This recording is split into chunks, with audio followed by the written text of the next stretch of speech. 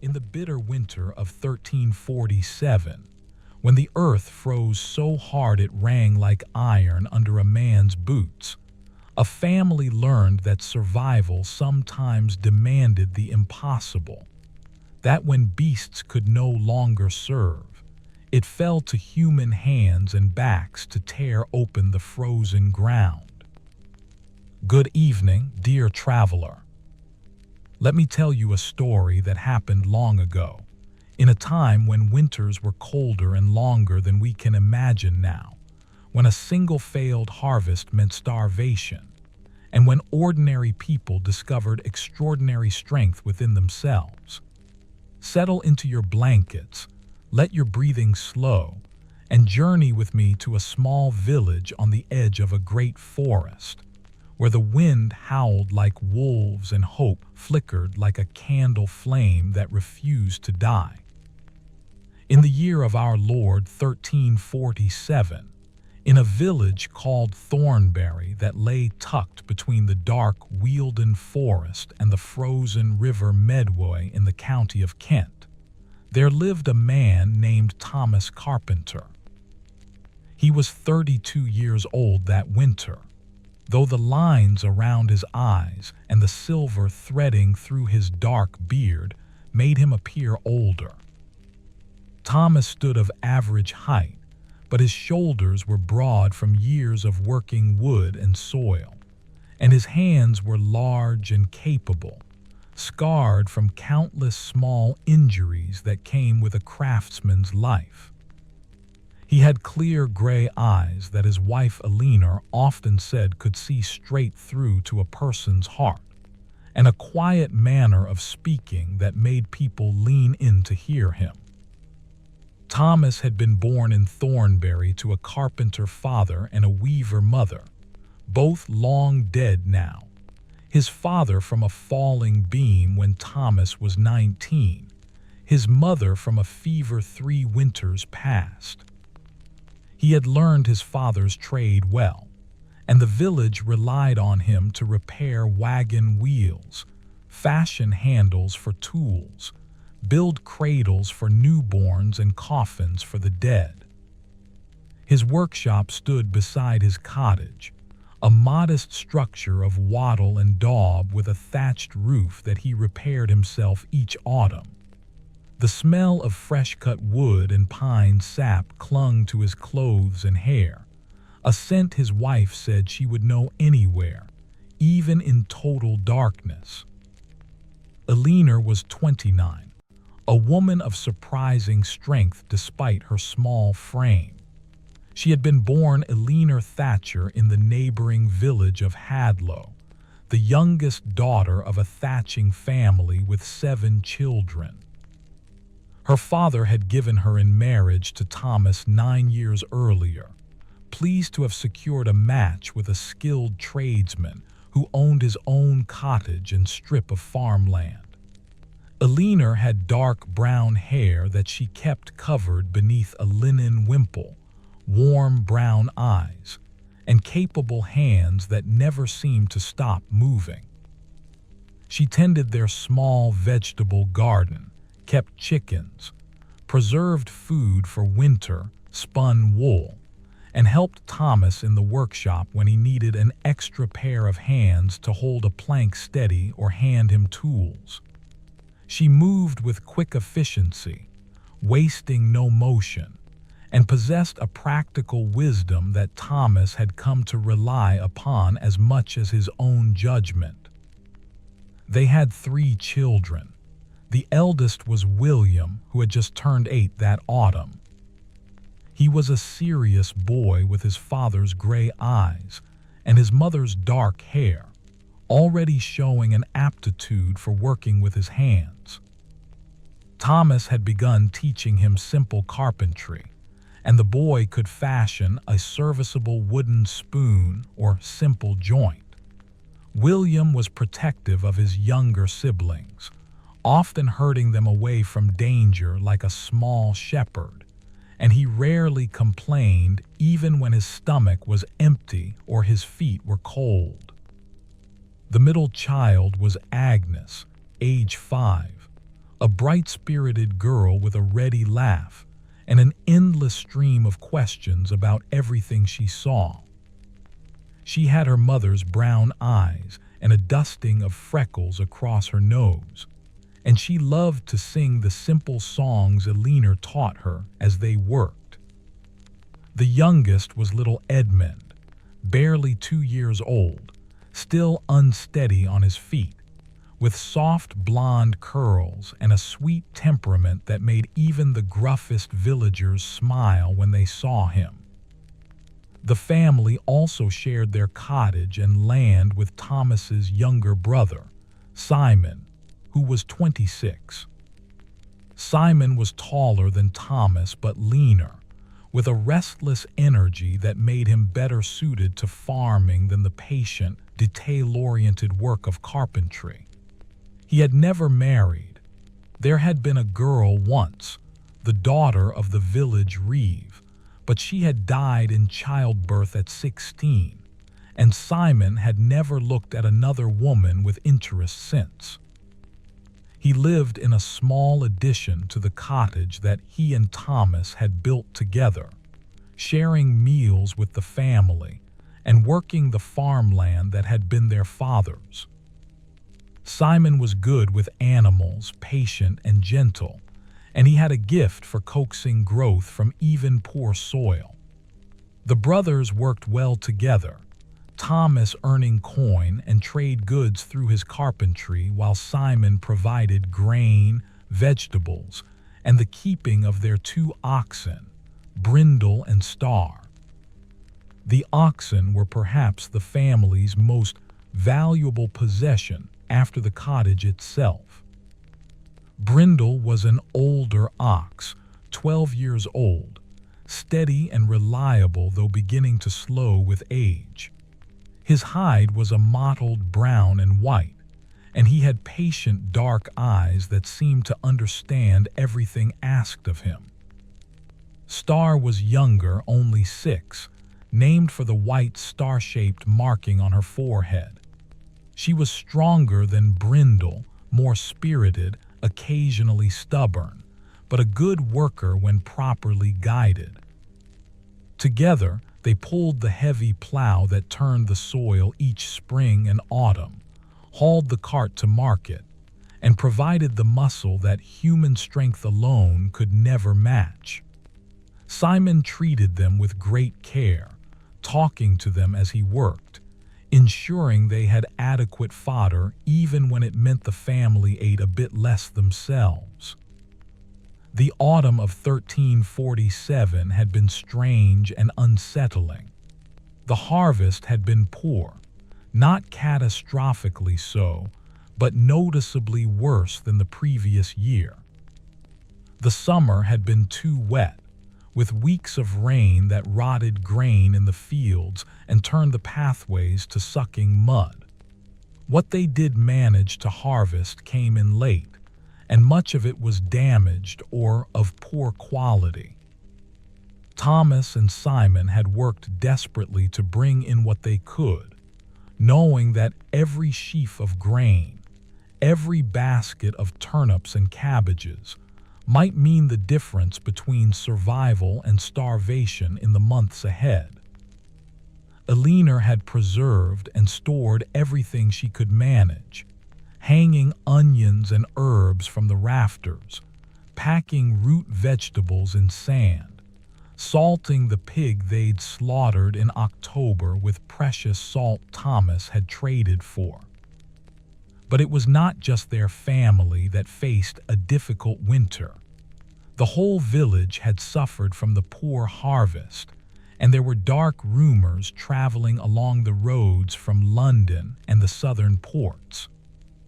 Traders and messengers spoke of a terrible plague sweeping through the eastern lands, killing whole towns, turning the living into corpses covered in black swellings within days of falling ill. The stories seemed too horrible to believe. Surely God would not permit such devastation, but the rumors persisted and grew more detailed and more frightening. Some said the pestilence had already reached France. Others claimed it had appeared in the port of Melcombe in Dorset. The priest, Father Benedict, led prayers asking God's protection, and many villagers made small offerings at the church, lighting candles and leaving what little they could spare. Winter arrived early that year, with the first hard frost coming in mid-November, weeks before it typically appeared. The cold was bitter and penetrating, the kind that crept through every gap in the walls, every thin place in a worn cloak. The sky remained gray day after day, heavy with clouds that promised snow, but delivered only more cold and occasional freezing rain that coated everything in treacherous ice. The River Medway froze solid by early December, something the oldest residents could recall happening only a handful of times in their lifetimes. Thomas tried to keep working in his shop, but the cold made it difficult. His hands grew stiff and clumsy, and the wood itself became harder, more brittle, and difficult to work. He wore fingerless gloves Alina had knitted, but they provided only minimal warmth. Still, he persisted because the family needed every bit of trade and coin he could manage. He repaired a broken plow beam for Hugh Miller, fashioned new handles for Walter Smith's hammers, and built a small chest for the Reeves' wife who wanted it as a gift for her daughter's wedding in spring. Each job brought payment in coin, trade goods, or promises of future assistance, a web of mutual obligation that held the village together in hard times. Alina worked just as tirelessly, though her work was less visible. She rose before dawn each morning to rekindle the fire, carefully rationing the firewood and peat they had stored. She prepared thin porridge for breakfast, stretching their grain stores as far as possible, adding water to make it seem more abundant than it was. She mended clothes by firelight in the evenings, patching and repatching garments until there was more patch than original fabric. She kept the children occupied and relatively warm, telling them stories, teaching Agnes simple songs, playing quiet games that required no space or materials. She nursed Edmund, though her milk was growing thin from her own insufficient diet, and she supplemented it with thin pap made from flour and water. Simon spent his days tending to the oxen and what few animals they had left, 3 chickens that had stopped laying in the cold, and an old goat that provided small amounts of milk. He portioned out the hay and grain for Brindle and Star with careful precision, knowing the stores had to last until spring grass appeared again. He talked to the oxen constantly, checking them for any sign of illness or injury, because if anything happened to them, the family's ability to work the land come spring would be devastated. The oxen were housed in a small byre attached to the cottage, their body heat providing some additional warmth to the human living space beyond the shared wall. The children adapted to the hardship as children do, with resilience born of not knowing any different. William grew quieter and more serious, understanding without being told that these were difficult times. He helped his father in the workshop, helped his uncle tend the animals, and looked after his younger siblings without complaint. Agnes still sang her songs, though more softly now, and she had learned not to ask for extra food when her stomach hurt with hunger. Little Edmund grew thin, his round toddler cheeks hollowing, but he remained cheerful, playing with simple toys Thomas had carved for him. A wooden horse, a small cart, a set of blocks. The week before Christmas, the snow finally came. It began at dawn on a Monday, soft flakes drifting down from a white sky, beautiful and deadly. By midday, it was falling thick and fast, and by evening, it had covered everything in a blanket of white that transformed the familiar village into an alien landscape of smooth curves and deep shadows. The snow continued through the night, and the next day and the day after that. When it finally stopped, on Thursday morning, the accumulation was deeper than anyone could remember, past a man's knees in the pathways, drifting to waist height or deeper in places where the wind had piled it. The village became isolated, cut off from the outside world. The roads were impassable, the paths between cottages barely walkable even after men worked to clear them. No travelers came through. No news arrived from other villages or from London. Each household turned inward, huddling around their fires, rationing their food, and praying that the weather would break before their stores ran out. The cold intensified after the snow-clear skies, bringing frost so hard that the snow crust became solid enough to walk on in places, and the smoke from cottage fires rose straight up in the still air. Thomas and Simon went out each day to clear snow from the cottage roof and the byre, to break ice on the water barrel, to ensure the animals had not been harmed by the cold. The work was exhausting, the cold so intense it made their lungs hurt and their faces ache. They wrapped rags around their hands and feet for extra insulation, but the cold penetrated everything. Still, they persisted because there was no choice. To give up, to stay inside and surrender to the cold and hunger, was to die. It was Simon who found Brindle dead on the morning of December 23rd. He had gone to the byre at first light to feed the oxen, and had found the older ox lying on his side, stiff and cold, his eyes glazed over. Simon knelt beside the animal, his hand on the rough hide, and felt tears sting his eyes. Brindle had simply been too old, too worn, to survive the extreme cold and the reduced rations. His heart had given out during the night. Simon sat there for a long time, remembering the years of faithful service, the countless times Brindle had pulled the plow through heavy soil, had hauled loads to market, and had worked without complaint or resistance.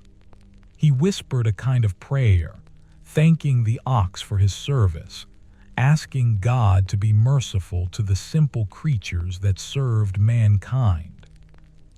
When Simon finally stood and went to tell Thomas, his brother saw the news in his face before a word was spoken. They stood together in silence, understanding the gravity of what had happened. A single ox could not pull a plow through the heavy clay soil of their fields. A single ox could not break the hard earth that needed to be turned before spring planting. They would need to borrow or rent oxen from a neighbor, or hire their field plowed, expenses they could barely afford.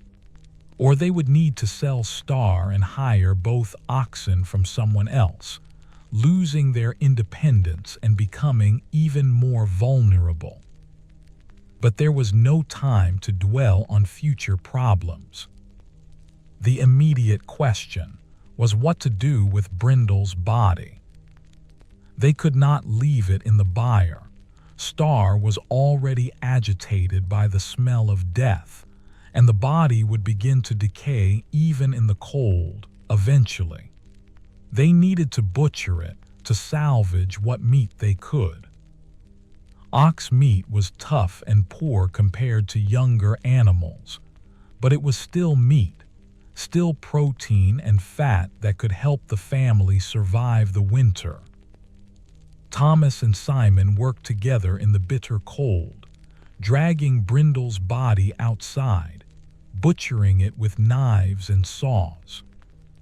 The work was hard and grim, made harder by the cold that stiffened both the meat and their own hands. Eleanor came out to help, practical as always, pushing aside any squeamishness to do what needed to be done. They worked quickly, efficiently, saving as much as they could. The hide would be useful. The bones would make broth. The meat, tough as it would be, would supplement their dwindling stores. Even the organs could be used: heart, liver, tongue. Nothing would be wasted. They worked through the morning and into the afternoon, taking breaks to warm their hands by the fire, then returning to the work. William helped where he could, carrying pieces as directed, bringing tools when asked. Agnes stayed inside with Edmund, keeping the baby occupied so he would not see the bloody work outside.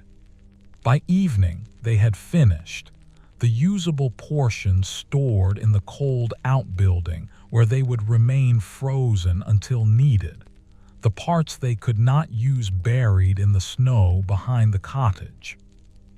That night they ate fresh meat for the first time in weeks, tough, stringy ox meat that required long chewing, but it was warm and filling, and everyone ate until their bellies were full. It felt almost like a feast, this unexpected bounty, though it had come at a terrible cost. Thomas looked at his family around the fire, faces flushed from the heat and the food, and felt a complicated mixture of gratitude and dread. They would eat well for a while, but what about spring? What about plowing? What about the next harvest that their survival would depend upon? Christmas came and went with little celebration. Father Benedict held a brief service in the church, where the congregation huddled together for warmth and sang hymns with breath that fogged in the cold air. There were no special foods, no festivities, just the quiet marking of holy days and the continuation of daily survival. The weather remained bitterly cold, though no more snow fell. Each day was a repetition of the last. Rise before dawn, build up the fire, prepare what little food they had, do the essential work, try to stay warm, go to bed early to conserve firewood and candles. In early January, Star began to show signs of illness. She refused food, stood with her head down, and shivered despite the extra hay Simon piled around her. He tended her anxiously, offering her special treats, checking her constantly, but she only grew worse. A cough developed, deep and wet, and her breathing became labored. Simon knew she had developed lung sickness that could kill cattle in cold weather, and there was little he could do but try to keep her warm and comfortable and pray. Star died on January 7th, 3 days after falling ill. Simon found her in the morning, lying as Brindle had lain, the life gone from her eyes. He did not cry this time. He just stood there, numb, staring at the body of the second ox, understanding what this meant for his family. When he told Thomas, his voice was flat, empty. Star's dead. Both are gone now. Thomas felt the news like a physical blow. He sat down heavily on his workbench, his mind racing through their options. They had no oxen now. Spring plowing was essential. If they did not plow and plant, there would be no harvest, and without a harvest, they would certainly starve next winter. Borrowing oxen would cost money or trade goods they did not have. Hearing the plowing done would cost even more. Selling their land was unthinkable. It would leave them with nothing, no means of survival at all. Alina found him there an hour later, sitting in silence, his face gray with worry. She sat beside him, taking his cold hand in hers. "What will we do?" she asked quietly. Thomas was silent for a long time. Then slowly he said, "There are stories. From the old times before we had oxen, men and women pulling plows themselves. It can be done. It has been done." Alina looked at him, understanding what he was suggesting. Her practical mind was already working through the implications. "You and Simon," she said. "Could you manage it?" "We'd have to," Thomas replied. "There's no other choice. We have some time. Plowing doesn't need to happen until March at earliest. We can prepare, can build a harness, can figure out how to do it. Men are stronger than they know when they must be." They told Simon that evening, the three adults sitting by the fire after the children had gone to sleep. Simon listened, his face thoughtful, and then nodded slowly. "We can try," he said. "Better to try and fail than not to try at all." The next day, they butchered Star as they had butchered Brindle, the work now familiar though no less unpleasant. More meat for their stores, more hide, more bones. They were eating better than they had in weeks, bitter irony in the fact that the loss of their oxen had provided their best meals. But everyone knew this abundance was temporary, and the true cost would come due in spring.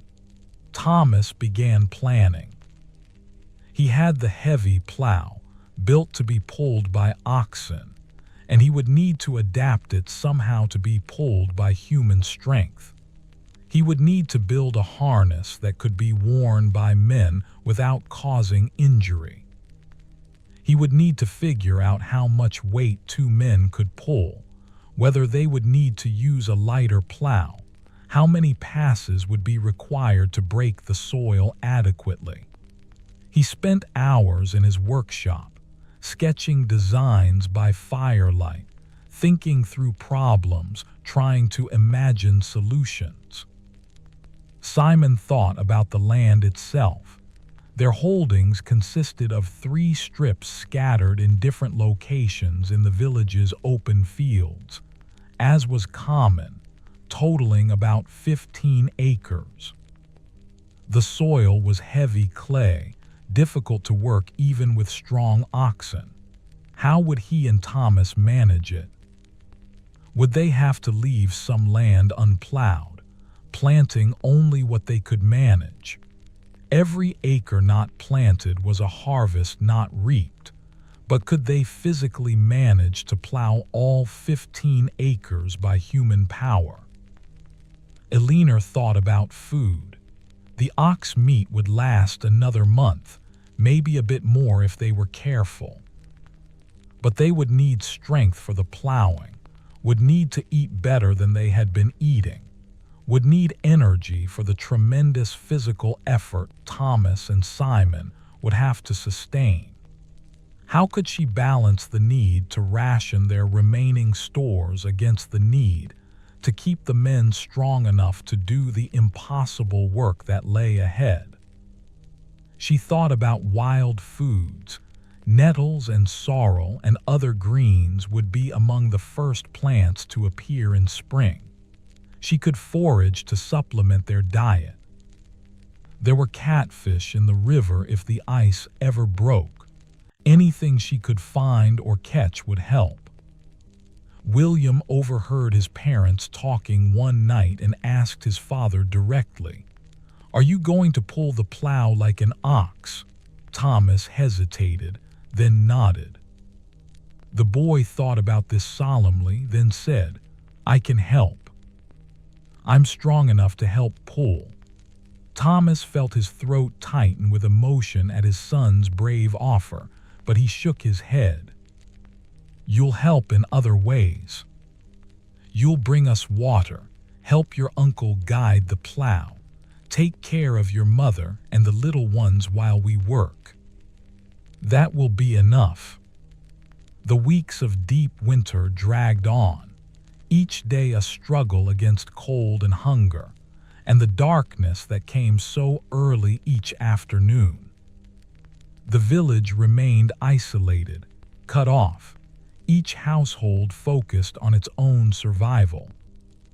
There were losses. Old Margaret Fisher died in her sleep one night, and they could not bury her because the ground was too frozen, so they laid her in the church until the thaw came. Young Peter Cooper's baby died, and its tiny body joined old Margaret's in the cold church. People stopped visiting each other as much, conserving energy, husbanding resources, and enduring. Thomas worked in his shop when he could, though his hands were clumsy with cold, and there was little demand for carpentry in such desperate times. He focused on building the harness they would need, experimenting with different designs, using some of the ox yoke as a starting point, but modifying it extensively to fit human shoulders. He padded it with rags and old wool, trying to make it as comfortable as possible while still allowing for the transfer of pulling force. He made 2 harnesses, one for himself and one for Simon, adjusting them to fit their different heights and builds.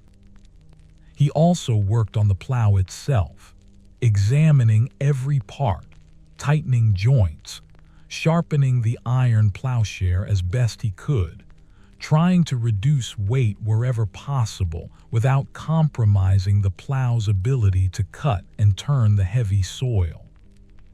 He removed some decorative elements, shortened the handles slightly, examined the beam for any way to reduce mass. Every pound mattered when human strength would be providing the power. Simon spent his time preparing for spring in other ways. He sorted through their precious seed grain, setting aside the best for planting, calculating how much they would need and how much they could spare if they had to reduce their planted acreage. He thought about which strips of their land were most productive, which had the best soil, which were closest to water sources.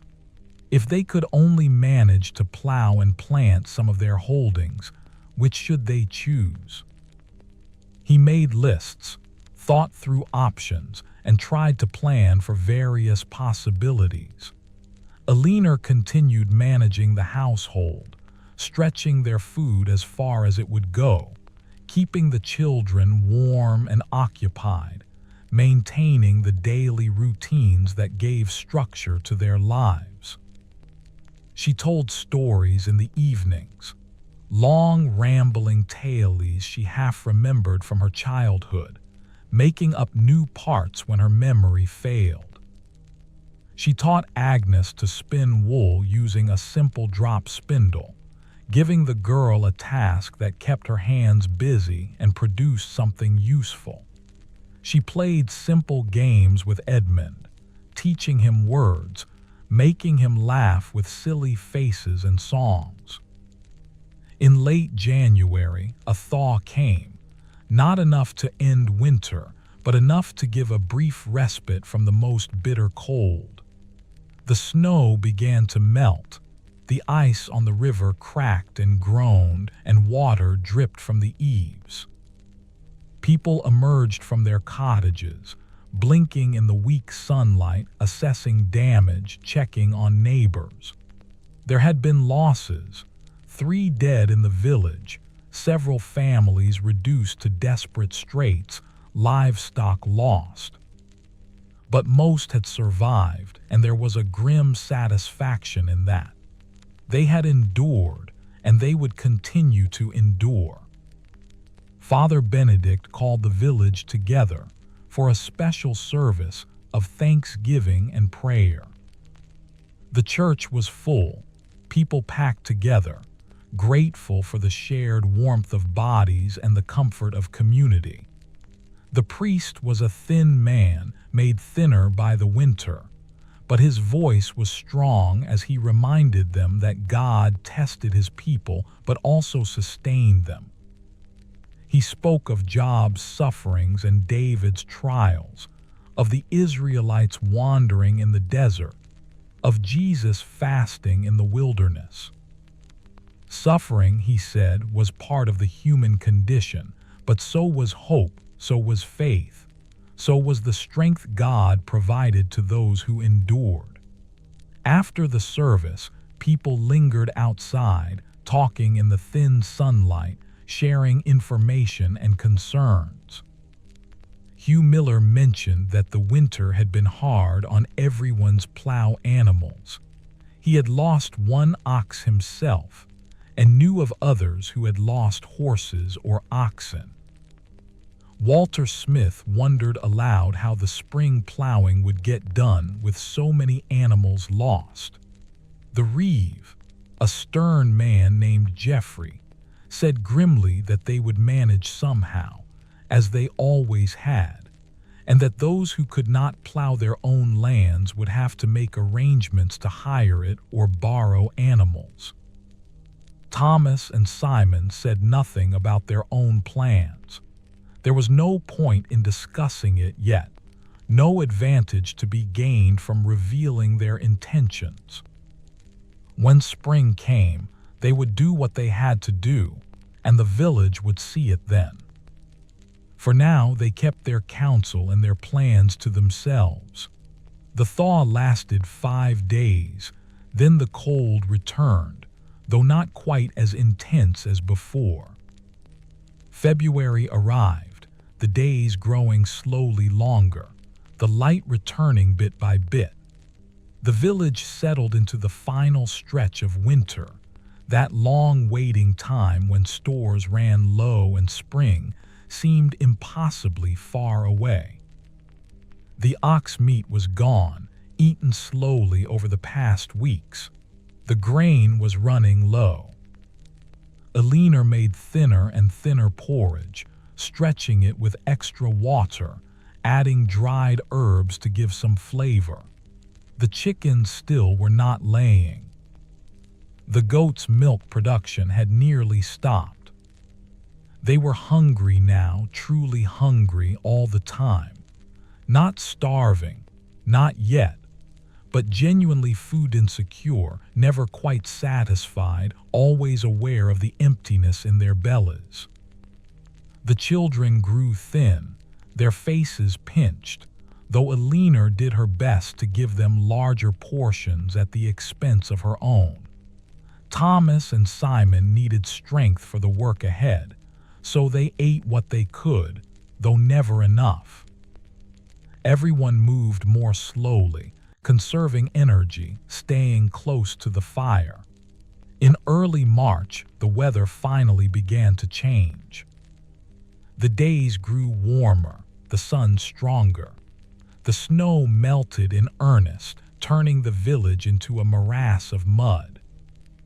The ice on the river broke up with great cracking sounds, and the water flowed free again. Birds returned, their songs strange after the winter silence. The first green shoots appeared, grass pushing up in protected spots, early flowers braving the chill, buds swelling on trees. And with the coming of spring came the time for plowing. Throughout the village, men brought out their plows, checked their oxen and horses, prepared for the crucial work of breaking the earth and preparing it for planting. Thomas and Simon watched the activity, knowing their time had come. They could delay no longer. The soil was ready, barely, still cold but no longer frozen. The weather was favorable. They had to begin. Thomas told the family his intentions on a Sunday evening after they had returned from church. They sat together by the fire, the light of the flames casting flickering shadows on the walls. The children were quiet, sensing the seriousness of the moment. Thomas spoke clearly and calmly, explaining what he and Simon would attempt in the morning. They would harness themselves to the plow as oxen would be harnessed.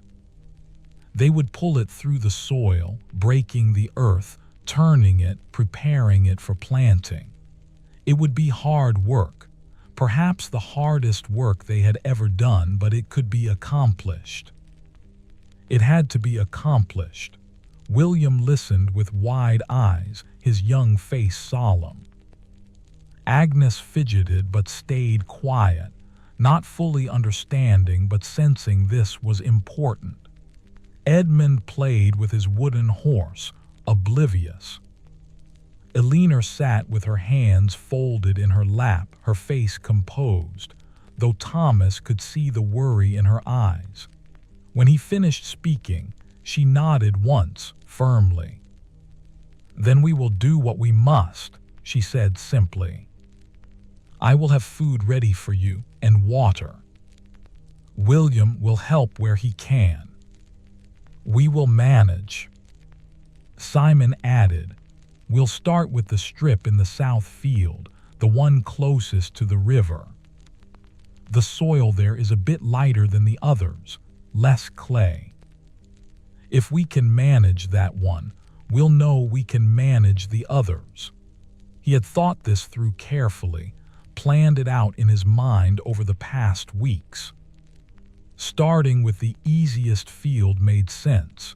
It would build their confidence and help them work out any problems with the harness or technique before tackling the heavier soil.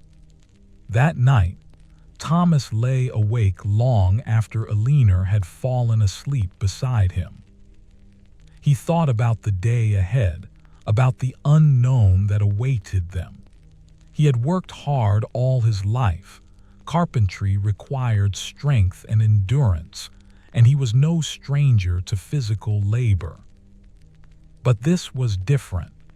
This was taking on the role of a beast of burden, using human flesh and bone and muscle to do work that God had seemingly intended for animals. Was it pride to attempt such a thing? Or was it wisdom? The simple recognition that sometimes survival required going beyond what seemed reasonable or proper. He thought about the saints he had learned of, the ones who had performed great labor and endured terrible hardships in God's service. Saint Christopher carrying the Christ child across the raging river. Saint Jerome beating his breast with stones in the wilderness. The martyrs who had endured torture and death rather than renounce their faith. If they could endure such things, surely he could endure the pulling of a plow. It was not done from pride but from necessity, from the simple need to feed his family, to survive, to continue. He thought about his children, about William's serious face and Agnes's bright spirit and Edmund's innocent laughter. They deserved a future, deserved food and safety and the chance to grow. Everything he did for them. That knowledge had sustained him through the hard winter, and it would sustain him through what came next. He finally drifted into an uneasy sleep, his dreams filled with images of frozen earth and heavy weights, and the sound of his own labored breathing. He woke before dawn, his body stiff from the cold night. The fire had burned low, and he built it up quietly, not wanting to wake the others yet. Simon emerged from his small room, his face set and determined. They looked at each other in the dim pre-dawn light, and Simon said quietly, "Let's have some breakfast. We'll need our strength." Alina was already awake. She had risen even before Thomas, anticipating the need. She had prepared porridge, and she had added precious honey to it, sweetening it, making it more substantial. It was an extravagance they could ill afford, but she knew the men needed energy, needed whatever advantage food could provide. They ate in silence, the warm porridge filling their stomachs, the honey providing quick energy. Thomas felt grateful beyond words for this woman who understood what needed to be done and did it without complaint or drama.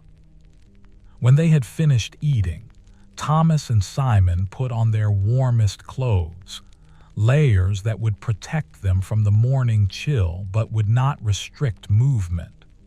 They would be generating plenty of heat once they started working, but it was important to begin warm. Thomas went to his workshop and brought out the 2 harnesses he had built, examining them one final time in the growing light. The padding looked adequate, the straps strong, the attachment points secure. He handed one to Simon and kept the other for himself. They walked together to the storage shed where the plow waited. It was a heavy tool, built solidly of wood and iron, designed to be pulled by animals weighing 1,000 pounds or more. Looking at it in the gray dawn light, Thomas felt a moment of doubt. Could they really do this? Could human strength possibly be enough? Then he pushed the doubt aside. They would find out soon enough. Wondering and worrying accomplished nothing. They loaded the plow onto a small cart and pulled it through the village toward the south field. It was early enough that few people were about, but those who were stopped and stared at the sight of 2 men pulling a cart with a plow, wearing strange padded harnesses. Thomas ignored the looks, kept his eyes forward, focused on the work ahead. They would know the truth of what he and Simon were attempting soon enough. For now, there was no point in explanations or justifications. The south field strip was about 3 acres, a long, narrow piece of land that had been in their family for 3 generations. Thomas could remember his father working this same strip, remembering following behind the plow as a boy, watching the earth turn, smelling the rich scent of exposed soil. The field lay dormant now, covered with the dead remnants of last year's stubble and weeds, the soil damp from snowmelt but not waterlogged. Simon had chosen well. The conditions were as good as they could hope for. They positioned the plow at the edge of the field, adjusting it carefully. Simon would guide the plow, keeping it straight and at the right depth, using all his experience from years of working behind oxen. Thomas would provide the primary pulling force, with Simon adding his strength when needed. They had discussed this division of labor at length. It would be more efficient than both trying to pull while someone else guided, and Simon's experience with plowing made him the logical choice to handle the plow itself. Thomas fitted the harness over his shoulders, adjusting the straps, settling the padded yoke into place. The weight was significant even before he began pulling. The harness itself was heavy, and the psychological weight of what he was about to attempt seemed almost physical. Simon checked all the connections, making sure everything was secure, then took his position behind the plow, gripping the handles firmly. Eleanor had followed them to the field with William, bringing water and extra rags. She stood at the edge of the field, holding Edmund on her hip, Agnes clinging to her skirt. Her face was pale but calm, her faith in her husband visible in her steady gaze. William stood beside her, trying to look brave and grown-up, though his hands were clenched at his sides. Thomas looked back at his family, then at Simon, who nodded once, ready. Thomas took a deep breath, said a brief prayer under his breath, and leaned into the harness. The rope went taut. He pulled, nothing happened. The plow did not move. He pulled harder, his muscles straining, his feet seeking purchase in the soft earth. Still nothing. He could feel panic beginning to rise. What if they could not even move the plow at all? What if the whole plan was foolish from the start? Then Simon called out, "Lift the share a bit, let's get it moving first, then dig in." Simon adjusted the plow, lifting the iron plowshare so it would not bite so deep initially. Thomas pulled again, and this time he felt movement, slight but real. The plow began to shift forward. He kept pulling, his whole body engaged in the effort, and the plow began to move more freely across the surface. After a few yards, Simon called out again, "Now," and lowered the share into the soil. The resistance increased dramatically. Thomas felt it like a wall he was trying to walk through. His feet slipped, and he went to one knee. He pushed himself back up, adjusted his stance, planted his feet more firmly. He pulled with everything he had, his back and legs and shoulders all working together, and slowly, so slowly, the plow began to move forward, the share cutting into the earth, the mold board turning the soil over. It was agony. Every step was a battle against the weight and resistance. The harness dug into his shoulders despite the padding. His legs trembled with effort. His breath came in harsh gasps. But the plow was moving. The earth was turning. A furrow was forming behind them, the dark soil exposed to the spring air. They were doing it. It was actually working. They made it perhaps 20 yards before Thomas had to stop, his chest heaving, his legs shaking. Simon called out, "Rest." "Take a moment." Thomas bent forward, hands on his knees, sucking in air. Every muscle screamed. His shoulders were already aching where the harness pressed. Sweat was running down his face despite the cool morning air. He had known it would be hard, but the reality was more brutal than he had imagined. Eleanor appeared beside him with water, and he drank gratefully, the cool liquid easing his parched throat. She did not say anything, just handed him the water skin and waited patiently while he recovered. When he straightened up, he saw William watching him with an expression of mingled fear and awe. The boy had never seen his father so completely spent, so obviously struggling. Thomas managed a small smile and a nod, trying to convey that he was all right, that this was expected, that they would continue. After a few minutes' rest, they started again. Thomas leaned into the harness, found his rhythm, and began pulling. Step by step, foot by foot, they moved forward, the plow cutting its furrow, the soil turning. They made it another 20 yards before Thomas had to stop again. Rest, water, then continue. The pattern repeated itself over and over. 20 yards, rest. 25 yards, rest. 15 yards, rest. The work was brutal, exhausting, but they were making progress.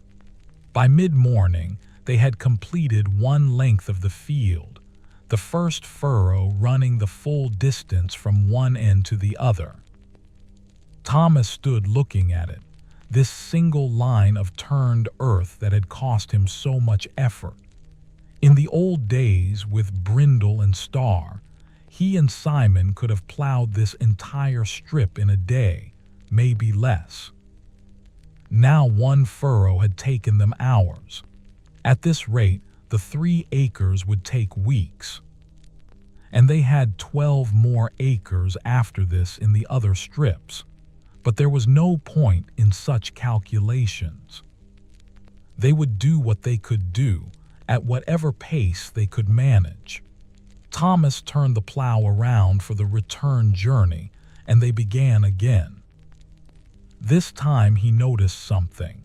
His body was beginning to adapt to the work, his muscles finding a rhythm, his breathing settling into a pattern. It was still terribly hard, still exhausting, but there was a technique to it, a way of moving that made it slightly less impossible. Simon, too, was learning. He had to use much more strength to control the plow than he ever had with Oxen. The Oxen had provided steady, powerful forward motion that made guiding the plow relatively simple. Now, with the irregular pulling force that Thomas could provide, Simon had to constantly adjust, fighting to keep the furrow straight and even, using his weight and strength to press the share into the soil at the right depth. His arms and back ached from the constant strain, and his hands were already blistering on the wooden handles. They worked through the morning, taking frequent rests, drinking water, slowly adding furrow after furrow to the field. The sun climbed higher, and the day grew warmer. Thomas shed his outer tunic, working in just his undershirt, steam rising from his body in the cool air. The harness rubbed his shoulders raw in places despite the padding, and he could feel warm wetness that was probably blood seeping through his shirt. He ignored it. Pain was just part of the work, something to be endured and pushed through. At midday, Alina brought them bread and cheese and small beer, and they sat at the edge of the field to eat. Thomas's hands shook as he held the food, his muscles twitching with exhaustion. He forced himself to eat, knowing he needed the fuel, though his stomach was so knotted with strain that eating was difficult. Simon ate mechanically, staring at the field they had barely begun to plow, his face gray with fatigue. William approached his father tentatively and said, "Father, your shoulders are bleeding." Thomas looked down and saw that the boy was right. Blood had soaked through his shirt in several places where the harness had worn through skin. Alina immediately began fussing over him, wanting to treat the wounds to pad the harness better. Thomas waved her off gently. "It will be worse if we stop now and let everything stiffen up," he said. "We'll continue while we can. Tonight you can tend to it." They rested for an hour, letting their muscles recover slightly, and then they returned to work. The afternoon, was somehow even harder than the morning had been. Thomas's body was already exhausted, his reserves depleted, and yet he had to keep pulling, keep straining, keep forcing his body to do this unnatural work. His mind began to play tricks on him. He would think they had gone a long distance only to look up and see they had covered just a few yards. Time seemed to stretch and distort. There was only the pain, the effort, the endless repetition of pull, step, pull, step, pull, step. Simon was suffering too. His hands were masses of blisters now, some broken and weeping. His shoulders ached from the constant fighting with the plow. His legs trembled every time he had to push the plow handles down to lift the share for turning. But he kept at it, matching his brother's determination with his own, neither willing to be the first to give up. As the sun began to sink toward the horizon, they finally stopped for the day. They had completed perhaps a third of the field, maybe less. It was hard to judge through their exhaustion. They had been working for over 12 hours with only brief rests, and both men were destroyed. Thomas could barely walk back to the cottage, his legs barely supporting him. Simon was in similar condition, stumbling more than walking. At home, Eleanor had hot water ready. She washed Thomas's shoulders gently, cleaning the raw wounds where the harness had rubbed skin away. She made poultices from herbs and bound them in place with clean rags, padding the harness straps for tomorrow. She did the same for Simon's hands, wrapping them carefully after applying a salve she had made from rendered animal fat and healing herbs. She fed them both a thin stew she had been keeping warm over the fire and watched to make sure they ate, knowing they needed the nourishment despite their exhaustion. Thomas fell asleep almost immediately after eating, his body simply shutting down, demanding rest. He slept deeply, dreamlessly, his body trying to repair the damage of the day. When he woke in the morning, he found he could barely move. Every muscle was stiff and sore. His shoulders burned with pain. His back was locked up tight. He lay there for a moment, wondering if he could actually get up, if he could possibly face another day of the same brutal work. Then he thought of his children, of the empty grain stores, of the summer that would come whether he was ready or not. He forced himself to sit up, then to stand, moving slowly, working through the pain. Simon emerged from his room looking equally battered, moving like an old man. They looked at each other, and Simon said with a weak attempt at humor, "Well, we survived day one." Eleanor had porridge ready again, sweetened again with honey they could not really spare. She helped Thomas put the padded harness on, adjusting it carefully to avoid the worst of his wounds. She kissed him before he left, a rare public display of affection, and whispered, "I'm proud of you. The children are proud of you. We will endure this." The second day was worse than the first because they were starting from a place of exhaustion and injury rather than relative freshness. The walk to the field seemed to take forever. Getting the harness settled and the plow positioned was more difficult. When Thomas first leaned into the harness and began to pull, the pain in his shoulders was so intense he nearly cried out. But he did not cry out. He pulled and the plow moved and they began the work again. If the first day had been brutal, the second day was pure torture. Every step hurts. Every pull sent fire through Thomas's shoulders and back. His legs trembled constantly on the verge of collapse, but he kept going, driven by will alone, by the knowledge that stopping meant failure and failure meant death, slow death by starvation next winter. He broke the work into smaller pieces in his mind, just to that rock, just to that dead tree, just 20 more steps. He did not think about the whole field, did not think about the other 2 strips that would need plowing after this one. He thought only about the next step, the next pull, the next moment. Simon was in his own private hell, fighting the plow, his ruined hands screaming with pain, his body wanting nothing more than to collapse and surrender. But he matched Thomas's stubbornness with his own, thinking about the girl he had loved and lost, about his brother's children who depended on them, about the family name and land that had been passed down and must be passed down again.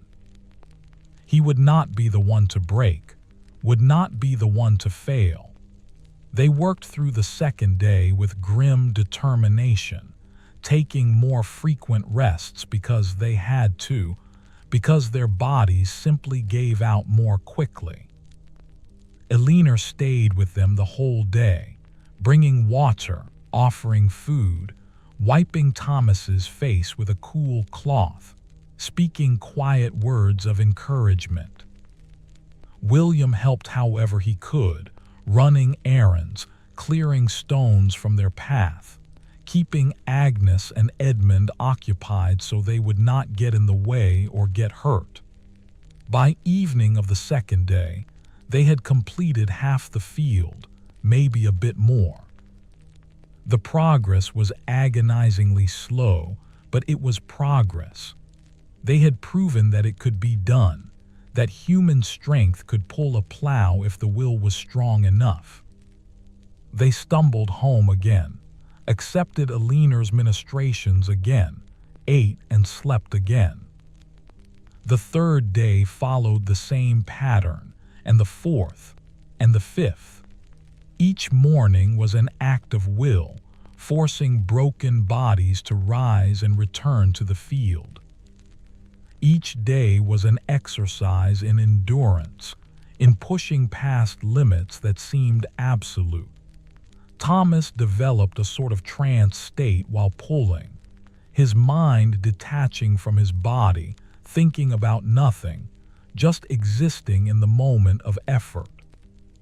Simon learned to work through pain, to function despite his shredded hands and aching body.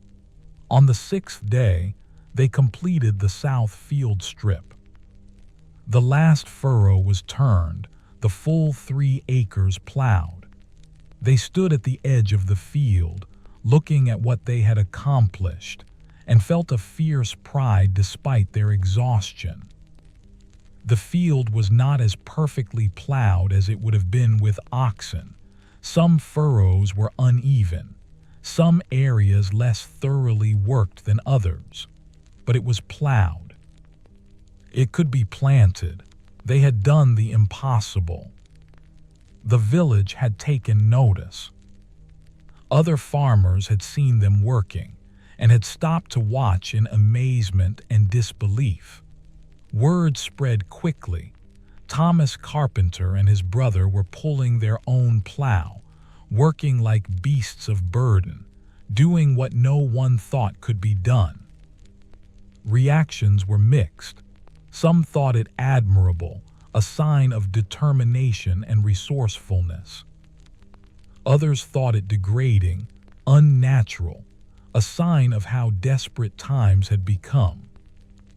A few muttered that it was prideful, that it showed insufficient faith in God's providence. But no one could deny that it was working. The priest, Father Benedict, came to speak with Thomas on Sunday after Mass. He had heard about what was being done, and he wanted to understand it better. Thomas explained simply and directly. The oxen had died. They had no means to replace them, and the land had to be plowed or the family would starve. Father Benedict listened thoughtfully, then said, "God gives us challenges to test our faith and our character. You face yours with courage and determination. There is no shame in honest labor, no matter how humble. Go with my blessing." Thomas felt relief at the priest's words. He had been worried that he might be seen as somehow violating natural law or divine order by taking on the role of a beast. Father Benedict's approval meant the village would be less likely to view his actions negatively. It was a small thing, but reputation mattered in a small community, and he did not want his children to suffer whispers and judgment because of what he had to do. After a day of rest, necessary rest, their bodies simply could not continue without recovery time. Thomas and Simon began work on the second strip in the west field. This one was larger, about 5 acres, and the soil was heavier, more clay. They knew it would be even harder than the south field had been, but there was nothing to do but attempt it. The west field strip presented challenges they had not fully anticipated. The soil was indeed heavier, dense clay that clung to the plowshare and required tremendous force to brake and turn. The first day on this new strip, Thomas found he could pull for even shorter distances before exhaustion forced him to stop. Where he had managed 20 or 25 yards at a stretch in the south field by the end, here he could manage only 15. Sometimes only 10 yards before his legs gave out and he had to rest. The clay stuck to everything. It accumulated on the plowshare, adding weight and creating drag. Simon had to stop frequently to scrape it clean with a stick, precious minutes lost to this maintenance. The clay clung to their boots, building up until they were carrying extra pounds with each step. It was like walking through thick porridge, each footfall requiring deliberate effort to pull free from the sucking mud. The weather turned against them as well. Spring in Kent could be unpredictable, and a week into working the west field, rain arrived. Not the gentle spring showers that farmers welcomed, but heavy, sustained rain that fell for 2 days straight, turning the already difficult clay into a nearly impassable morass. They tried to work through it the first day, but quickly realized it was futile. Thomas could not get adequate footing. His feet slipped with every step, sending him to his knees repeatedly. The plow bogged down completely, the share disappearing into mud so thick and heavy that even Thomas's greatest effort could not move it. They had no choice but to stop and wait for the ground to dry somewhat. Those 2 days of enforced idleness were frustrating beyond measure. Thomas paced the cottage like a caged animal, anxious about the lost time, worried about getting the planting done late, knowing that every delay reduced their chances of a good harvest. Simon tried to rest, to let his ruined hands heal a bit, but he shared Thomas's anxiety and found rest difficult. Eleanor used the time to improve their equipment and preparations. She added more padding to the harnesses, using every scrap of wool and cloth she could find. She made a better shoulder protection for Thomas, layering materials and stitching them carefully together. She prepared food that would give them energy. She had been saving a small amount of dried peas, and she cooked them into a thick pottage with some of the remaining ox bones for flavor, and whatever wild greens she had been able to forage.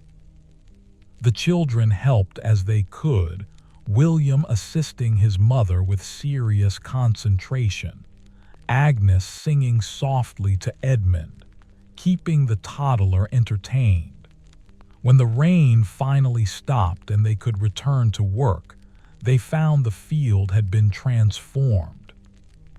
The clay had become even more treacherous, a sticky morass that seemed designed to thwart their every effort. But waiting longer for it to dry would cost more precious days, so they persevered.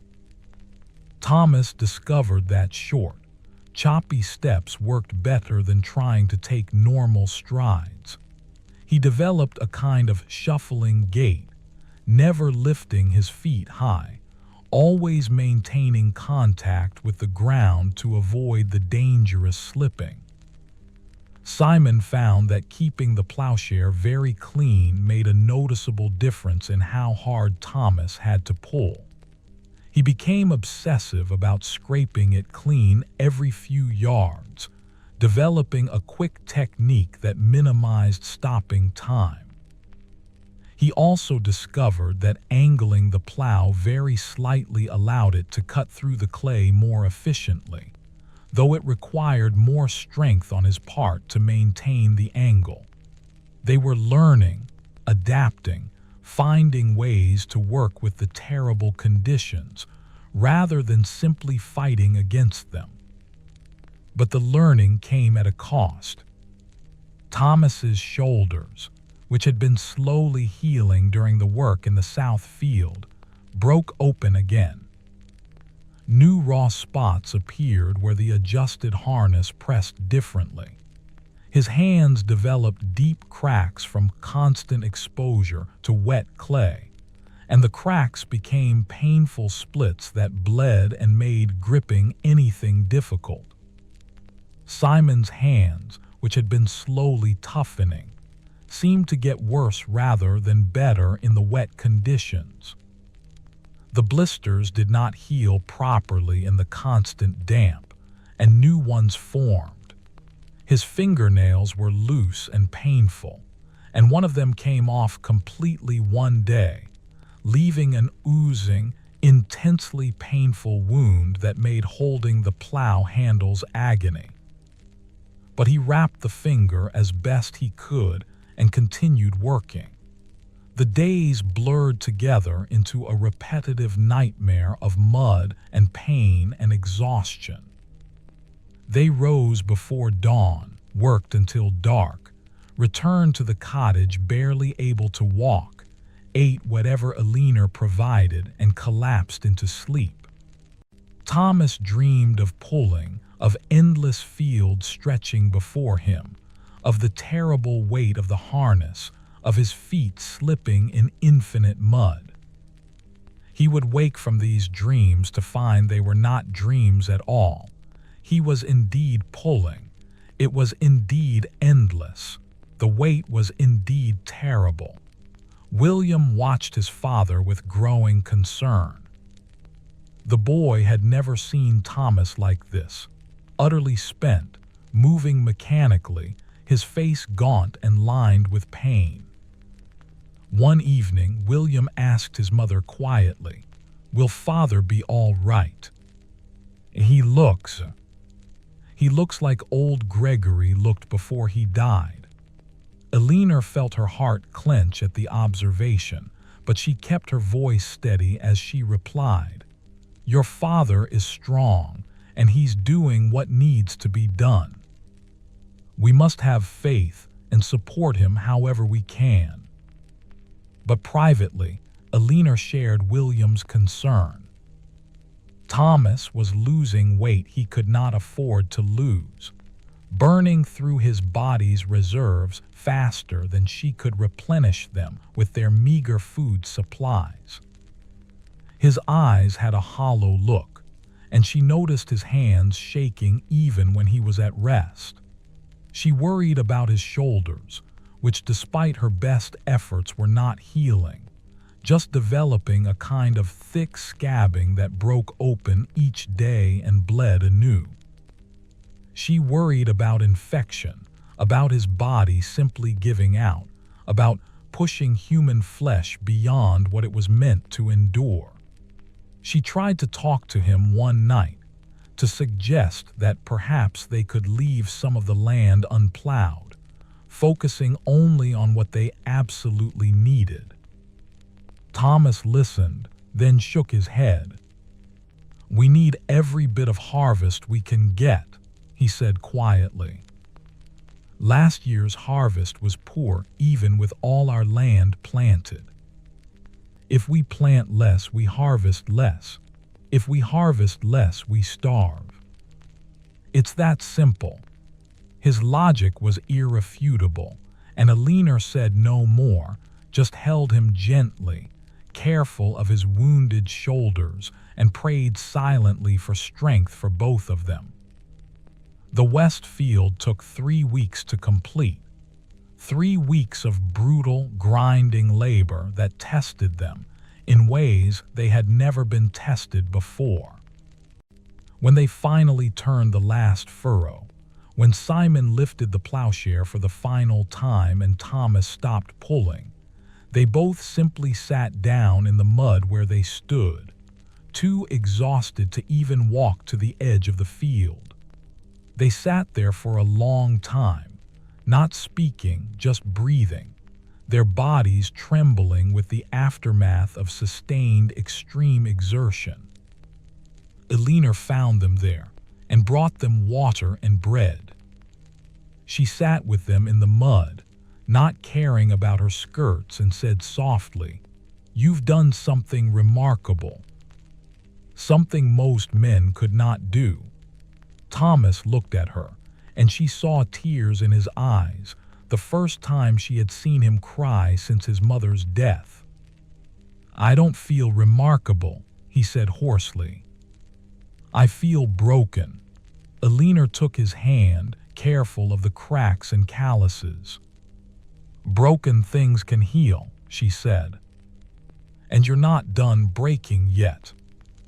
The East Field still waits."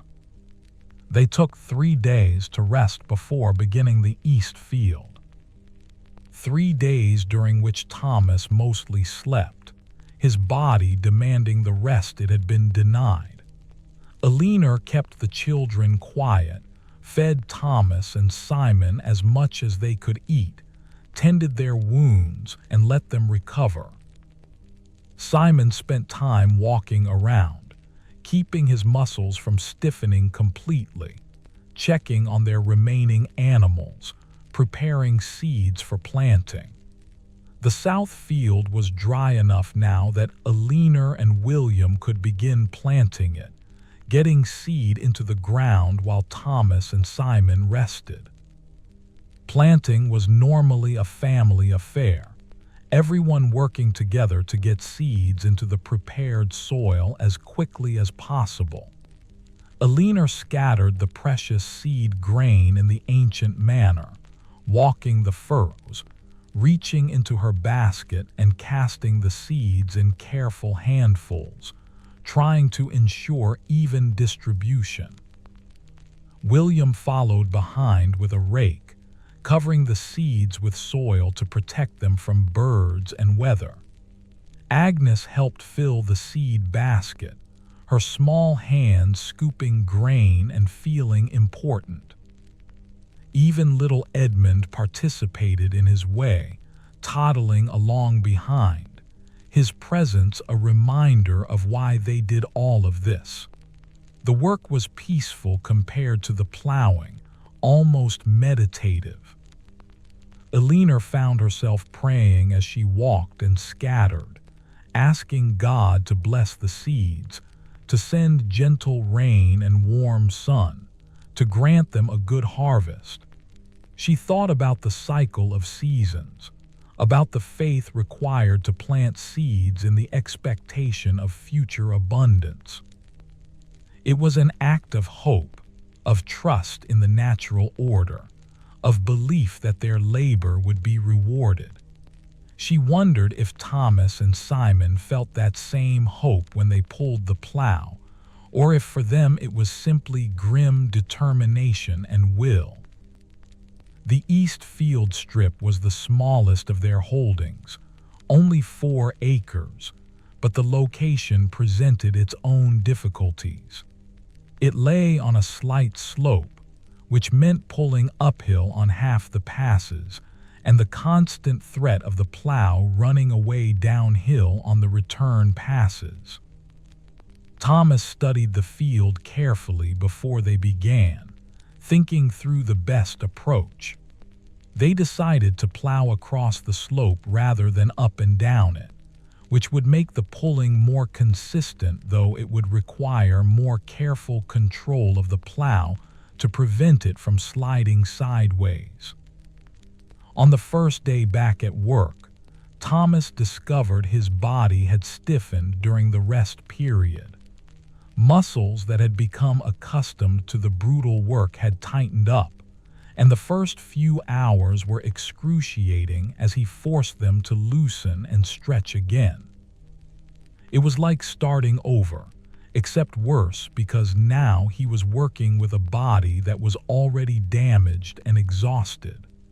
Simon experienced the same thing, his hands having stiffened into claws during the rest, requiring conscious effort to open and grip the plow handles. But they had learned much over the previous weeks, and they applied that knowledge to the east field. They knew about packing, about the shuffling gait that worked best, about keeping the plowshare clean, about the slight angle that helped it cut through heavy soil. They knew when to rest and for how long, knew how to position the harness to minimize damage, and knew how to support each other through the worst moments. They worked with grim efficiency, 2 parts of a single machine devoted to the singular purpose of breaking earth. The village had organized a kind of informal rotation of help and observation. People would stop by the fields where Thomas and Simon were working, bringing food or water, offering words of encouragement, and sometimes just watching in silent amazement. Old William Fletcher, who had been farming for 50 years, came one day and watched them work for over an hour before shaking his head and saying, "Never thought I'd see such a thing. Never thought men could do it. But here you are doing it." His respect was evident in his voice, and Thomas felt a small, warm glow of pride through his exhaustion. Young Peter Cooper, whose baby had died in the winter, brought them a basket of early greens his wife had foraged and said simply, "For your family. You're an inspiration to those of us who have lost much." Thomas was moved by the gesture, by the recognition that their struggle was not just their own, but somehow represented the village's collective struggle against hardship and loss. Father Benedict visited again, this time bringing a small flask of wine and some bread blessed at Mass. He shared them with Thomas and Simon during their midday rest, performing an impromptu communion in the field, speaking words about labor being prayer, about the dignity of work, about God's presence in human striving. Thomas felt strengthened by the priest's words and blessing, felt that what he was doing had meaning beyond mere survival, that it was somehow participating in the divine order of creation. The weather cooperated for the east field, staying mostly dry and mild. Spring was progressing, and the days were growing longer and warmer. Early flowers bloomed in the hedgerows, primrose and violet and celandine. Birds were nesting and singing. Lambs were being born in the village flocks. Life was returning to the land after winter's death, and Thomas and Simon were participants in that renewal, literally opening the earth to receive seeds, to bring forth new life. Agnes started bringing her father little gifts from the fields: a pretty stone, a bird's feather, a handful of flowers. She would present them solemnly, and Thomas would accept them with equal solemnity, thanking her gravely before tucking them into his tunic. These small tokens became precious to him, reminders of beauty and innocence in the midst of brutal labor, reminders that he had a daughter who loved him and thought of him. Edmund was learning to talk in his toddler way, and one of his first clear words was "Papa," which he would call out when Thomas returned home each evening. That simple word, spoken in his baby voice, had the power to bring tears to Thomas's eyes, to remind him that he was not just a beast pulling a plow, but a father, a man with a family who needed him and loved him. The east field took 2 weeks to complete, shorter than the west field despite the slope, because the soil was better and their technique had improved. When they finished, when the last furrow was turned and they could stand and survey their work, they had plowed all 15 acres of their family holdings. They had done what everyone had said was impossible.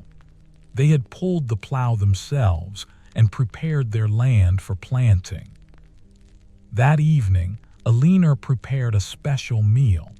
She had been saving a piece of salt pork for weeks, and she cooked it with the last of their stored turnips and onions, making a rich stew that filled the cottage with wonderful smells.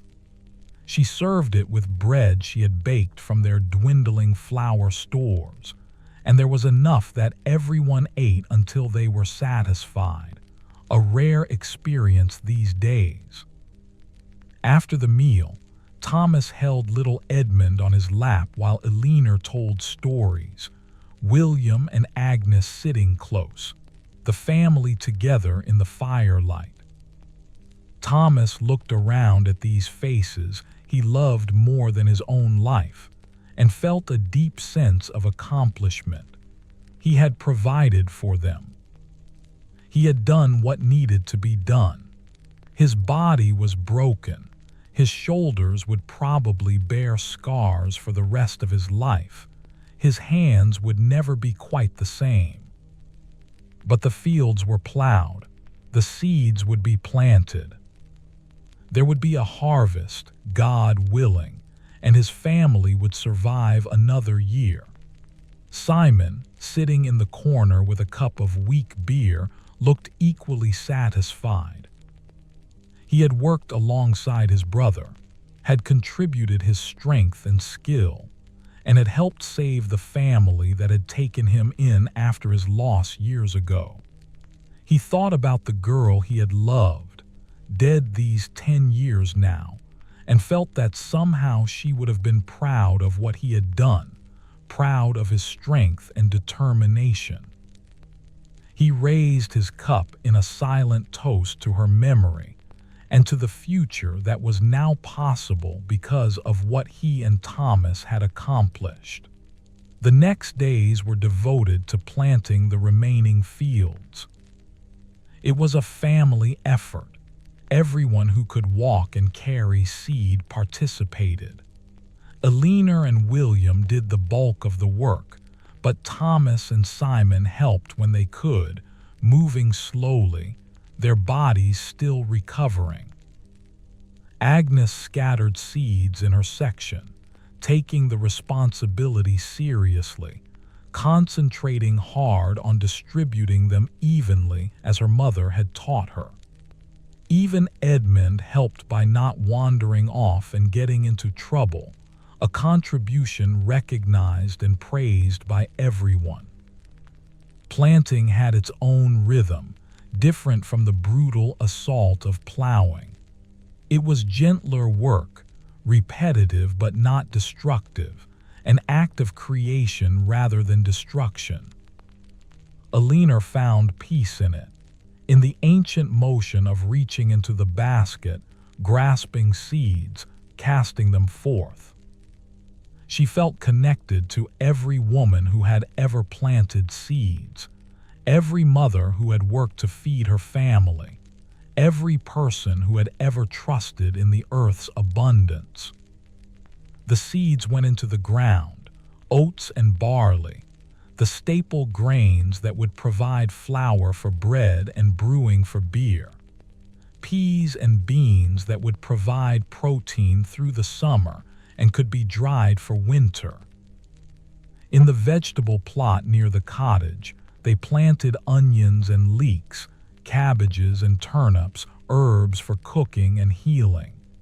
Every seed was precious, every plant a potential source of food, every harvest essential for survival. As they planted, neighbors came to help, returning the assistance Thomas had given them over the years when he had repaired their tools or built them essential items. Hugh Miller came with his 2 grown sons and helped plant half of the west field in a day. Walter Smith came with his wife and helped with the east field. Even the reeve, stern Geoffrey, sent his daughter to help Alina with the planting, a gesture of respect for what Thomas and Simon had accomplished. The village had come together in a way that reminded everyone why they lived in communities rather than isolation. When one family faced disaster, others helped. When one man did something extraordinary, it elevated everyone. Thomas's accomplishment had become a village story, something that would be told and retold, a testament to human will and determination. Already people were referring to it. That year, when Thomas Carpenter pulled his own plow like an ox. By mid-April, all the planting was complete. The seeds were in the ground, and now came the waiting. Farming required patience, required faith that the natural cycle would continue, that rain and sun would come in proper measure, that the seeds would germinate and grow, that God would bless their labor with abundance. There was nothing more they could do now except wait and tend to other work and pray. Thomas returned to his carpentry full-time, though he moved stiffly and his shoulders pained him constantly. His hands, cracked and calloused from weeks of pulling, had difficulty with fine work at first, but gradually they regained their sensitivity and skill. He had commissions waiting.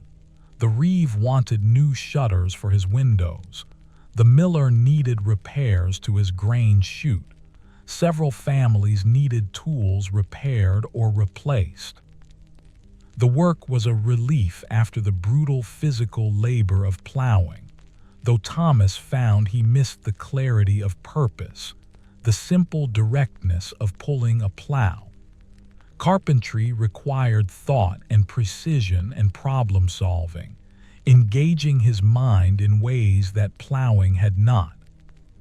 Simon returned to tending their small livestock and maintaining the land.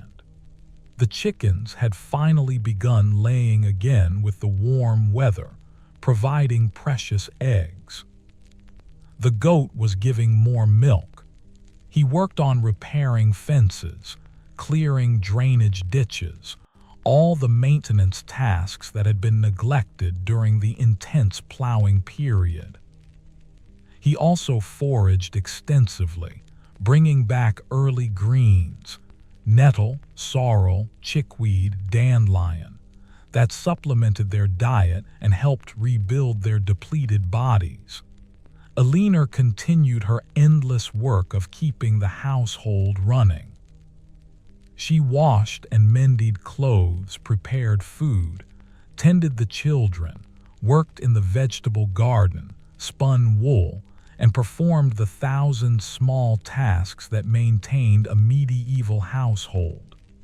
But she also watched Thomas carefully, monitoring his health, ensuring he ate adequately, checking his shoulders daily for signs of infection.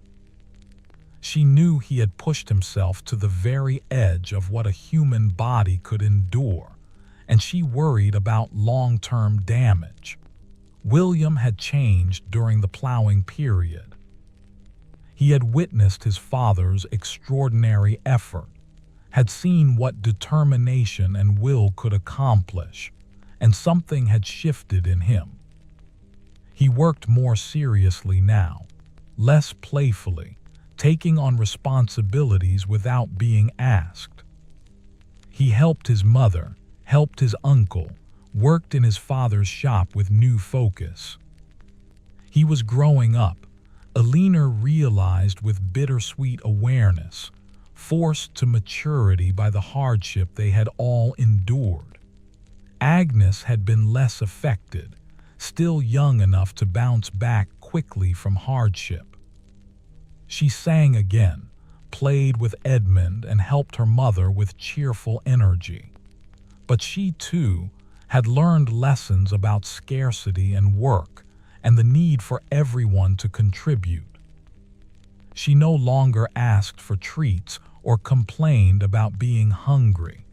She accepted what was given and was grateful for it. Edmund, barely 2, understood least of all what had happened, but even he sensed the changed atmosphere in the household. There was a new confidence, a sense that they had faced a terrible challenge and survived it. The cottage felt more secure, more stable, the future less frightening than it had been during the dark winter months. As April turned to May, the planted fields began to show green. First tiny shoots pushing through the soil, then recognizable rows of growing plants. Thomas walked the fields every few days, checking on the crop, looking for problems, praying silently for good growth. Each visit showed progress, the plants growing taller, stronger, more established. The sight filled him with profound satisfaction. This growth was the result of his labor, his willingness to do the impossible. These plants, growing from seeds he had enabled to be planted, would become the harvest that fed his family through the next winter. The green shoots thickening in the fields represented more than just potential food. They were visible proof that Thomas and Simon's suffering had meaning, that their sacrifice had purpose. Every morning when Thomas woke, stiff and aching despite the weeks that had passed since the plowing ended, he could look out toward the fields and see that green promise, and it made the persistent pain in his shoulders bearable. But spring brought new concerns along with new growth. The rumors that had circulated during winter about plague in distant lands grew more urgent and specific. A traveling friar stopped in Thornbury in early May, and he brought terrifying news from the south. The pestilence had indeed reached England, landing in the port of Melcombe Regis the previous summer. It had spread through Dorset and Devon, killing thousands. Some said half the population of affected towns had died.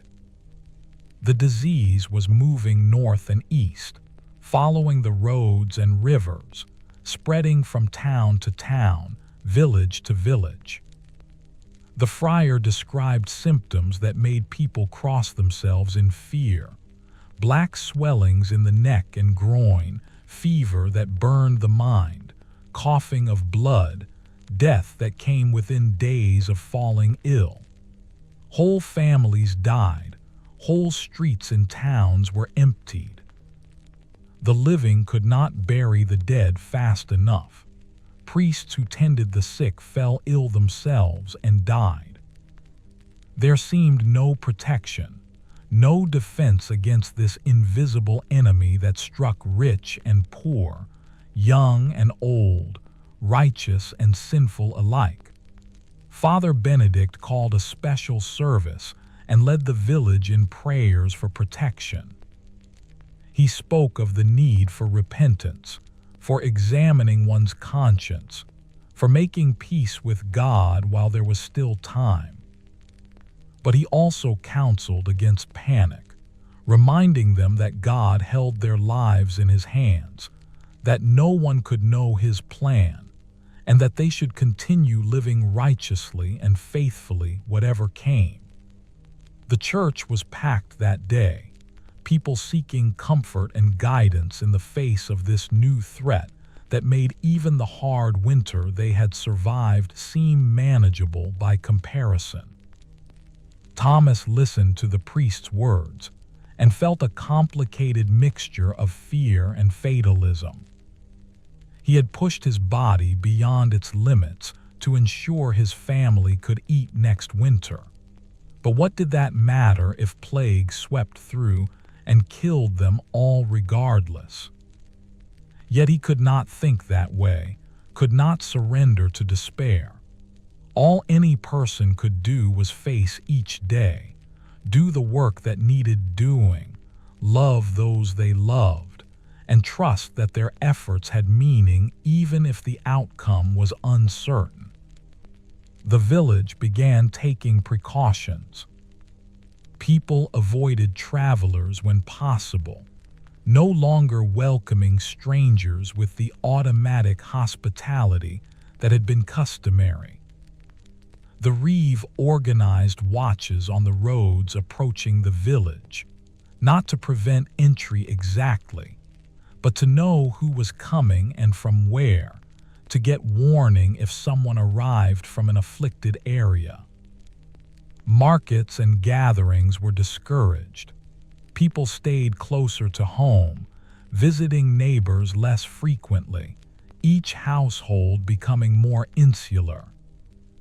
Elinor worried constantly about the children.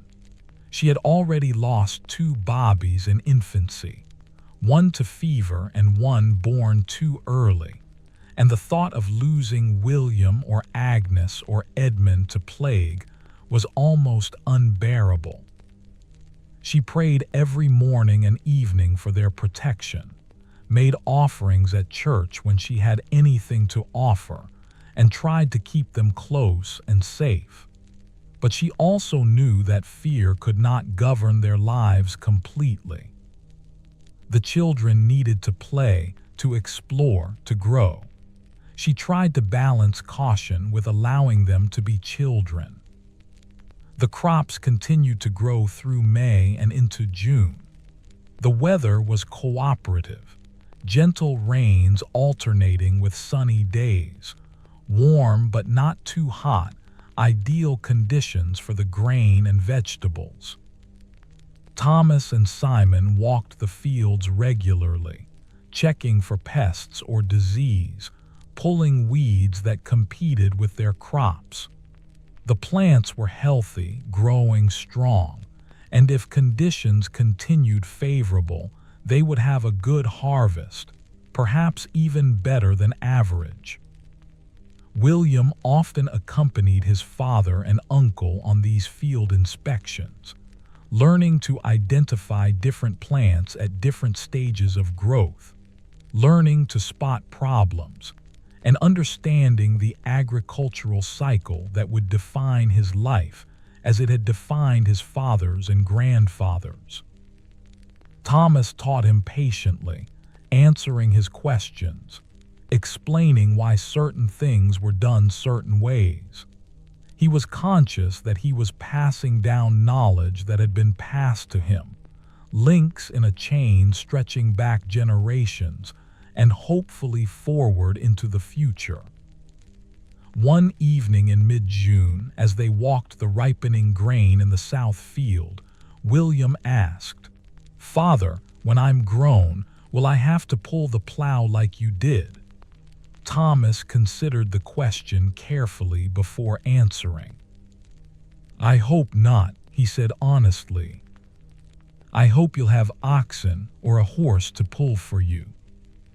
What your uncle and I did was necessary, but it was not good. It hurts us in ways we'll feel for the rest of our lives. Animals were made for that work, not men." But he paused, choosing his words. "If you ever need to do it, if your family's survival depends on it, you'll find strength somehow.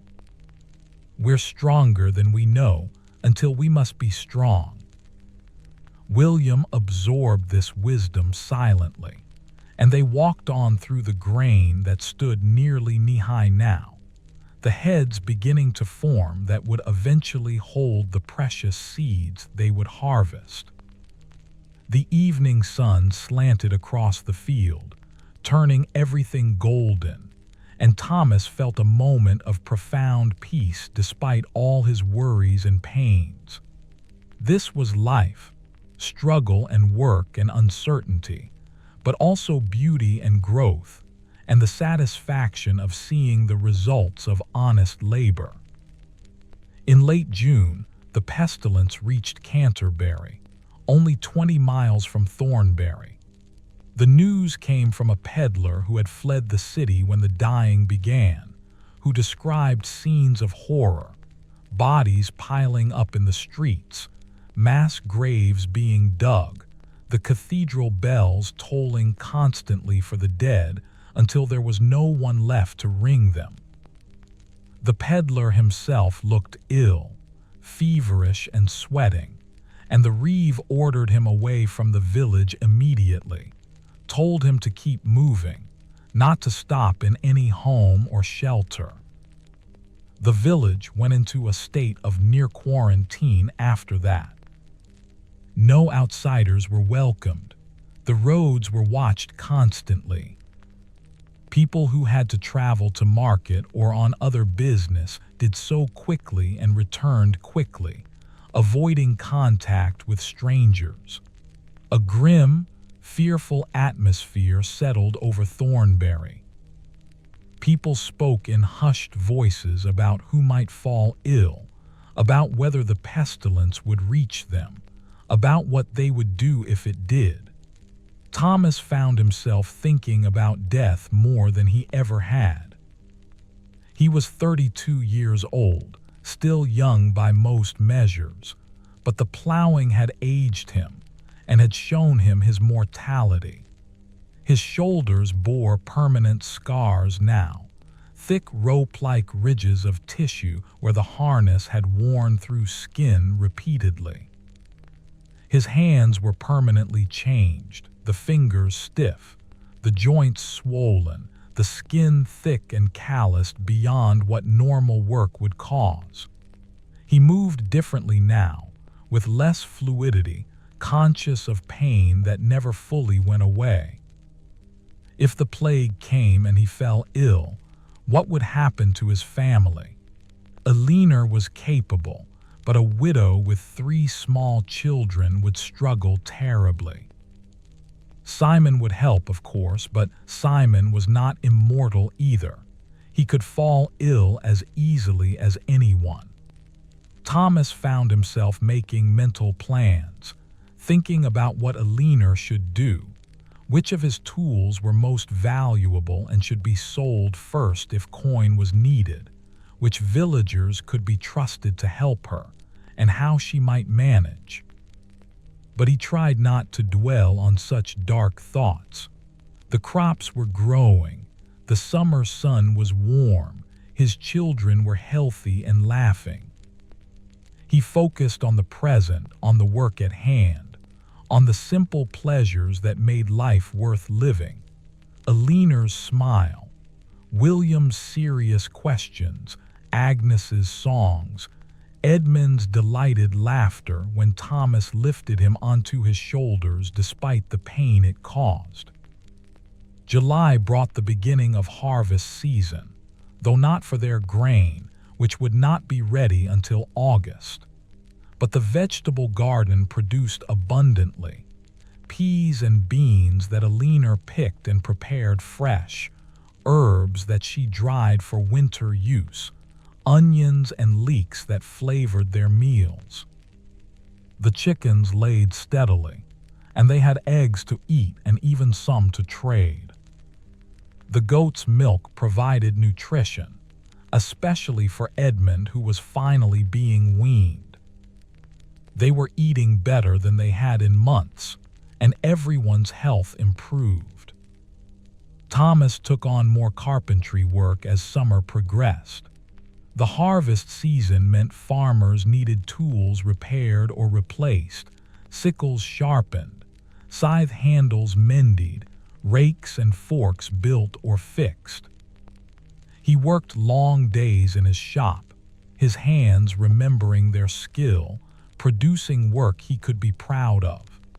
The coin and trade goods he earned were carefully saved, put aside for winter, for the lean times that would come again. Simon tended the growing crops with devoted attention, watching for any sign of disease or pest damage, scaring away birds that would eat the ripening grain, ensuring the drainage ditches functioned properly when rain came. The crops were his responsibility, his domain, and he took pride in how well they were doing. This would be a good harvest, he was increasingly certain, perhaps good enough to fully replenish their depleted stores and even have surplus to sell or trade. The plague news continued to come throughout July, but it was confusing, contradictory. Some reports said the pestilence was moving north rapidly, killing thousands. Others said it had burned itself out, that the worst was over. Canterbury had been devastated, that much was certain, but whether it was still spreading or had stopped was unclear. The village remained cautious, watchful, hoping that isolation and God's mercy would protect them. In early August, the grain was ready to harvest. This was the crucial moment, the culmination of all their labor and suffering. The weather had to cooperate. They needed dry days to cut the grain, let it dry in shocks, then thresh and store it. Rain at the wrong time could ruin everything, could rot the grain in the fields or make thrashing impossible. Every farmer watched the sky anxiously, read the clouds, and prayed for favorable conditions.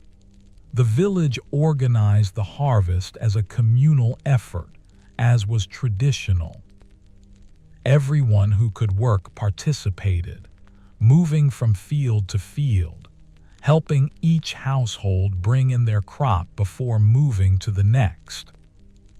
It was exhausting work, but also celebratory, the culmination of the year's agricultural cycle, the moment when hard work paid off in tangible abundance. There was singing and joking despite the exhaustion, a sense of shared purpose and accomplishment. Thomas worked the harvest with a scythe, cutting the grain in long, sweeping strokes, the motion familiar from years of doing this. His shoulders protested the repetitive movement, the old injuries aching deeply, but he pushed through the pain. This was the grain he had made possible by pulling the plow, and he was determined to be part of bringing it in. Simon worked beside him, binding the cut grain into sheaves, standing them in shocks to dry. Eleanor and William and even Agnes worked behind, gleaning the fallen grain, gathering every precious stalk. The south field was harvested first, and when Thomas saw the full extent of the crop, he felt tears sting his eyes. It was a good harvest, abundant, more than they had hoped for. The grain stood thick and heavy with seed, the heads full and ripe. All the suffering, all the pain, all the impossible effort had produced this.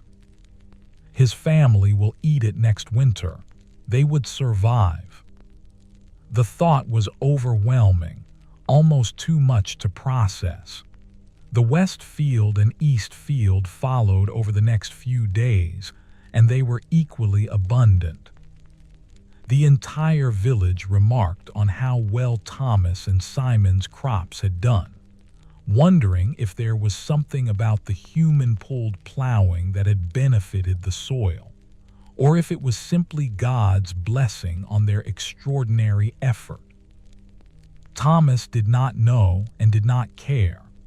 The result was what mattered, grain filling their storage areas, more than enough for the family with surplus that could be sold or traded. The thrashing came next, the laborious work of separating grain from chaff. This was done communally as well, at the village thrashing floor, where sheaves were beaten with flails and the grain separated and winnowed. It was dusty, exhausting work, but there was satisfaction in seeing the pile of clean grain grow, knowing that each bushel represented security, survival, and life itself. By mid-August, their harvest was complete and stored. Thomas and Simon stood in their storage building, looking at the sacks of grain stacked against the walls, and felt a satisfaction so deep it was almost spiritual. They had done it.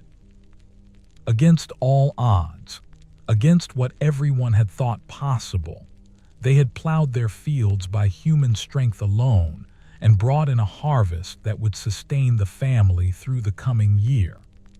Elena prepared a special meal to celebrate. She used some of their fresh grain to make bread with actual wheat flour rather than the rough barley and oat mixture they usually ate. She roasted one of the chickens that had stopped laying. She made a pudding sweetened with honey. The family ate together, a feast by their standards, everyone's face flushed with happiness and relief. After the meal, Thomas gathered his family around him and spoke words he had been thinking about for days. "What we did this year," he said slowly, "pulling the plow ourselves when the oxen died.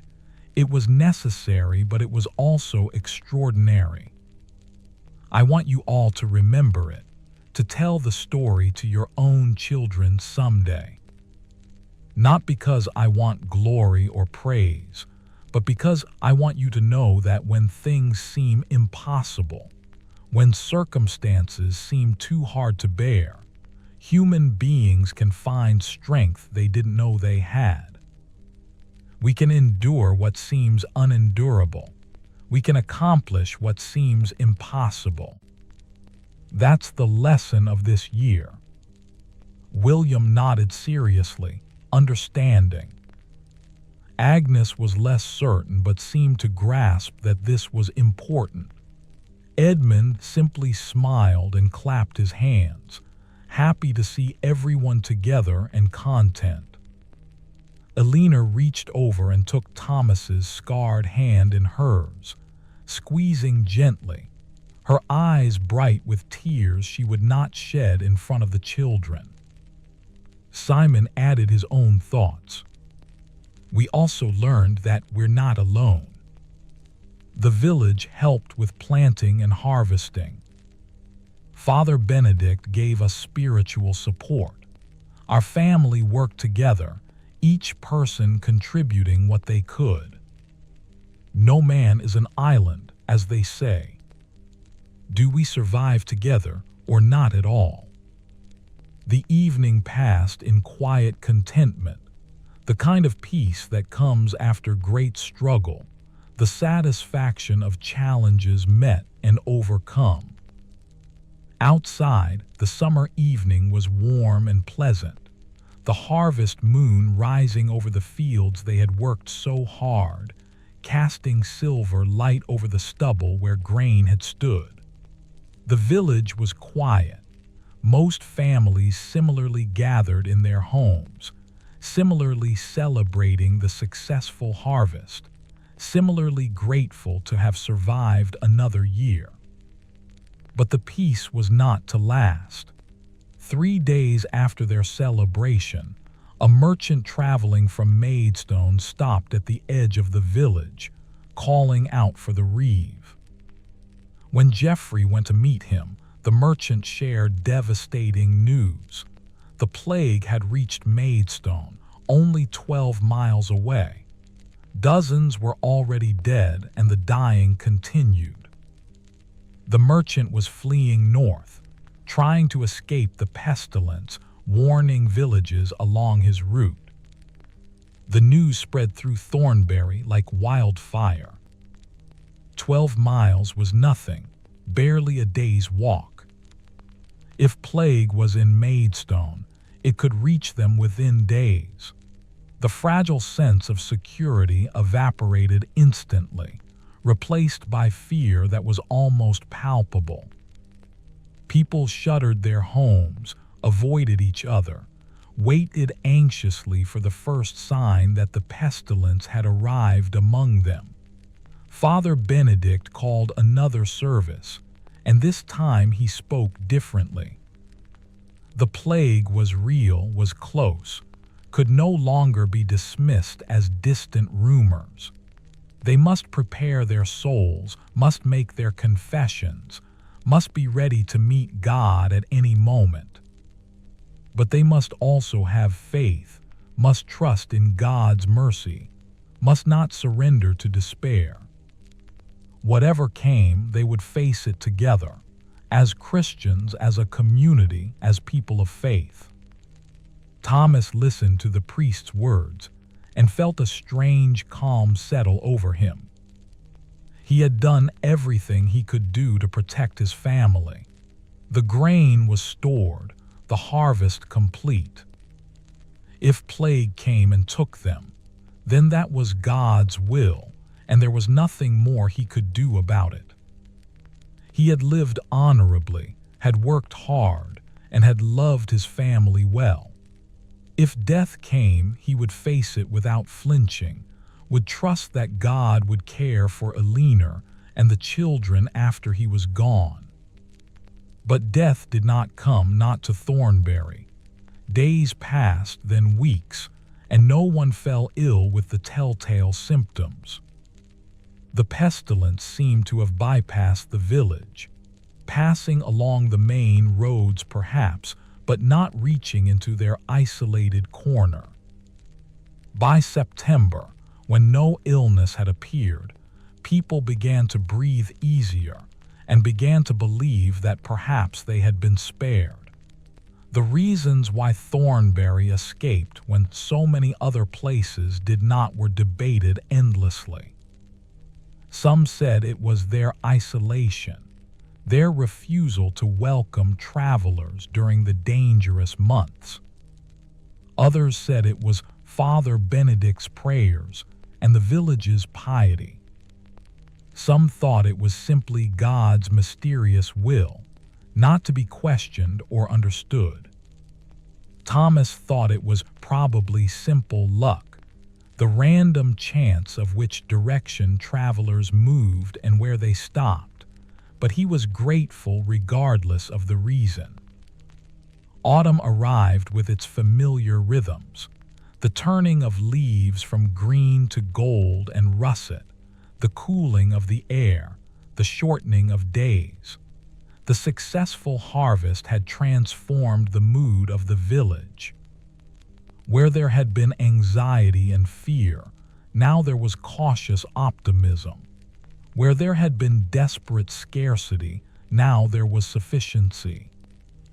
The grain stores were full, the root cellars were stocked with vegetables, and livestock that had survived the previous brutal winter were fat and healthy. Thomas found himself thinking often about the contrast between last autumn and this one. A year ago, they had been facing winter with dread, knowing the harvest was poor, knowing their stores were inadequate, not yet knowing they would lose both oxen. Now, despite the persistent pain in his shoulders and the stiffness in his hands, despite the scars he would carry forever, he felt a deep sense of accomplishment. They had survived the worst, and they were stronger for it. The village had changed in subtle ways. There was a new respect for Thomas and Simon, an acknowledgement that they had done something extraordinary. When Thomas walked through the village, people greeted him differently, not with pity or concern as they had during the spring, but with genuine admiration. Old men nodded to him as an equal despite his relative youth.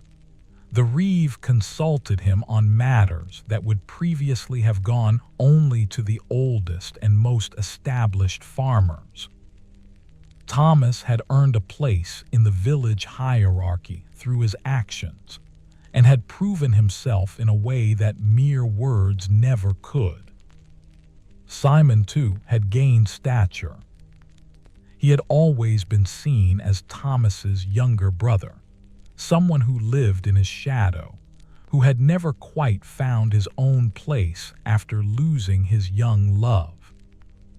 But his role in the plowing, his strength and determination, his agricultural skill in bringing in such a good harvest, had established him as a man of substance in his own right. People spoke of Thomas and Simon now as a unit, as brothers who had accomplished something remarkable together. Eleanor had her own quiet satisfaction. She had managed the household through the worst of times, had kept the children fed and clothed and warm, had tended her husband's and brother-in-law's injuries, and had contributed her labor to planting and harvesting. Medieval women's work was often invisible, unremarked, but Eleanor knew her own worth, knew that the family's survival had depended on her just as much as on the men's dramatic plowing. She had been the steady foundation on which everything else rested. The children had changed too. William, at 9 years old now, had taken on responsibilities that would have seemed too much for him a year ago.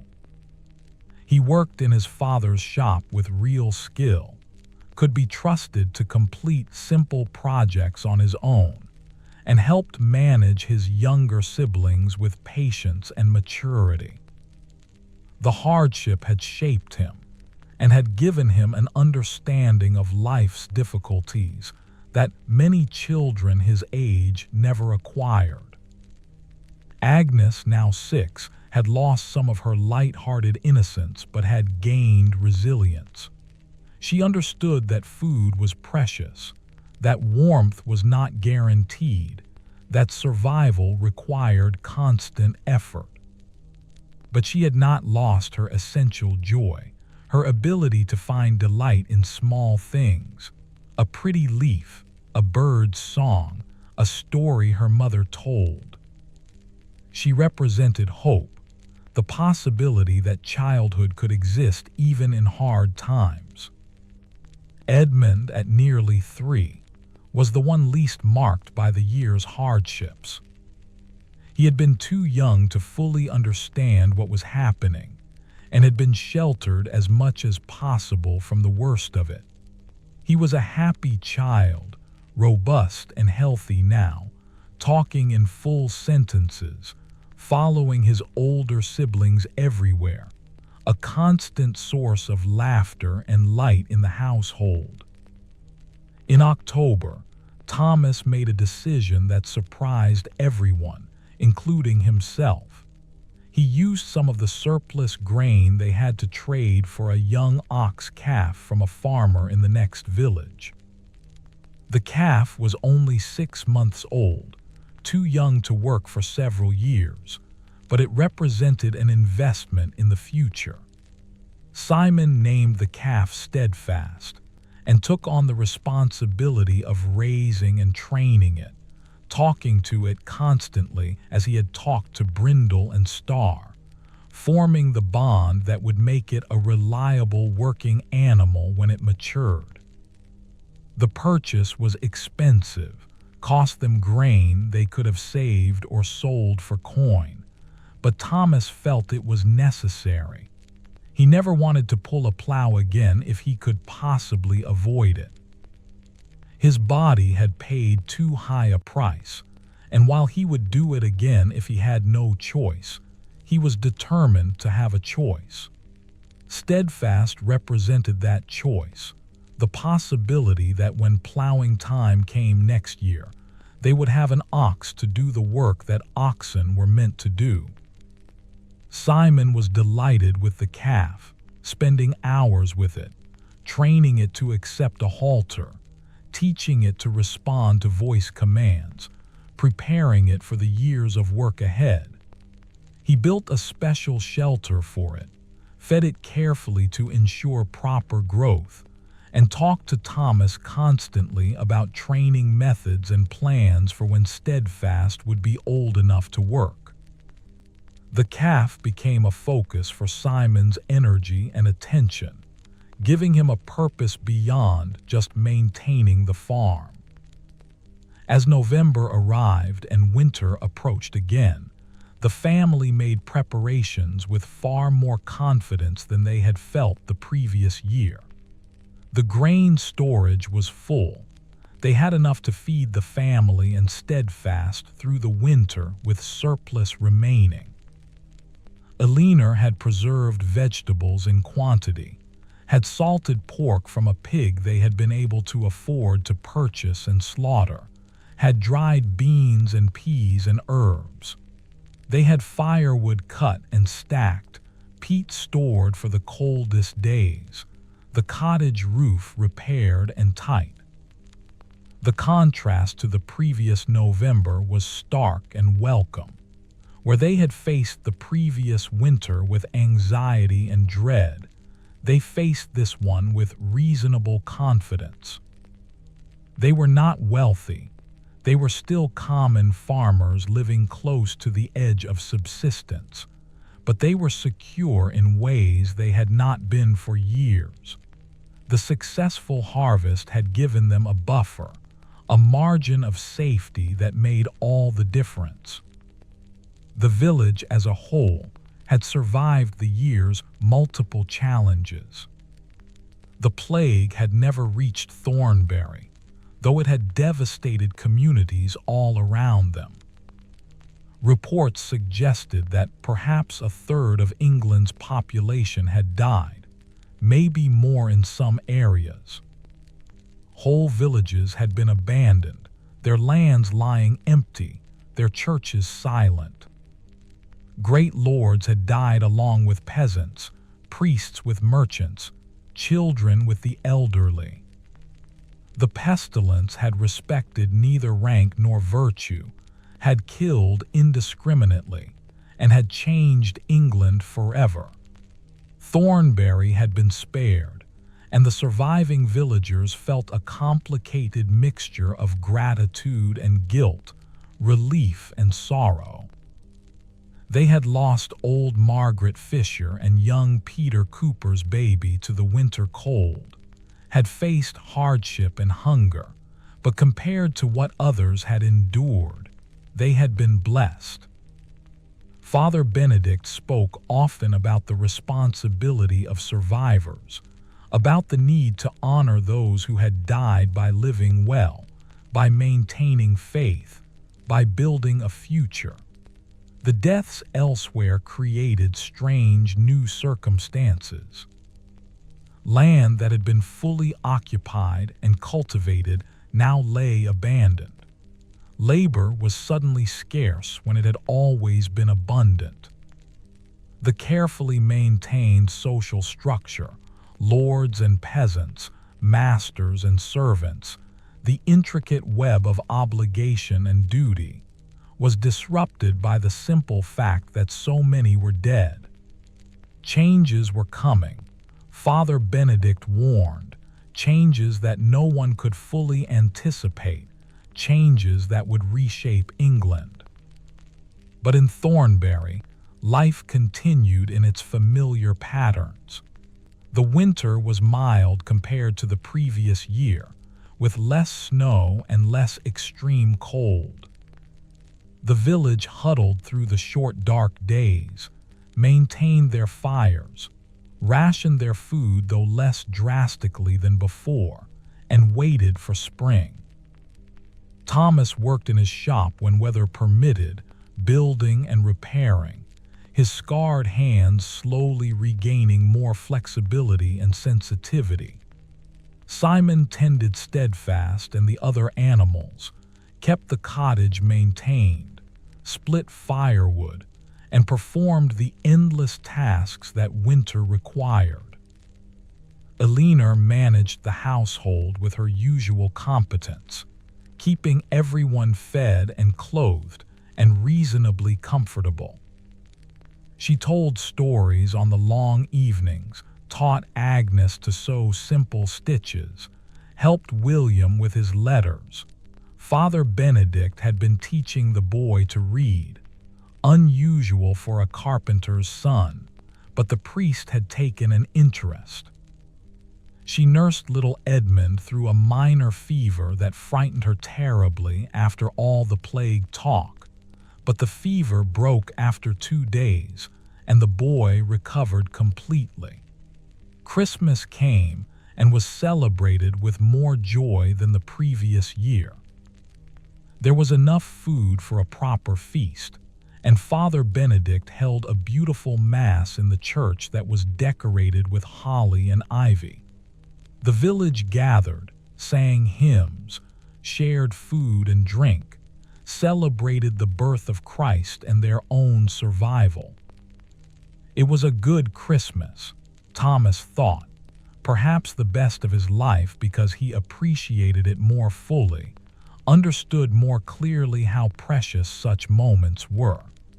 The new year of 1348 arrived with clear, cold skies and a sense of possibility.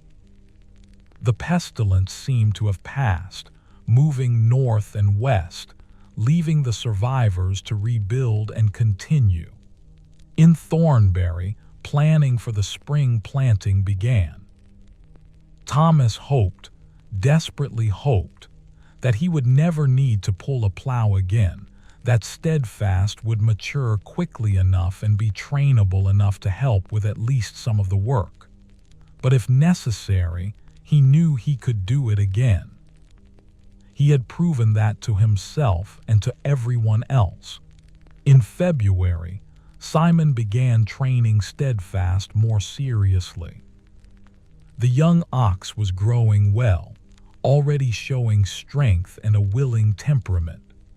Simon yoked him to a light cart and had him pull it around the farmyard, teaching him to respond to commands, to start and stop smoothly, to turn on command.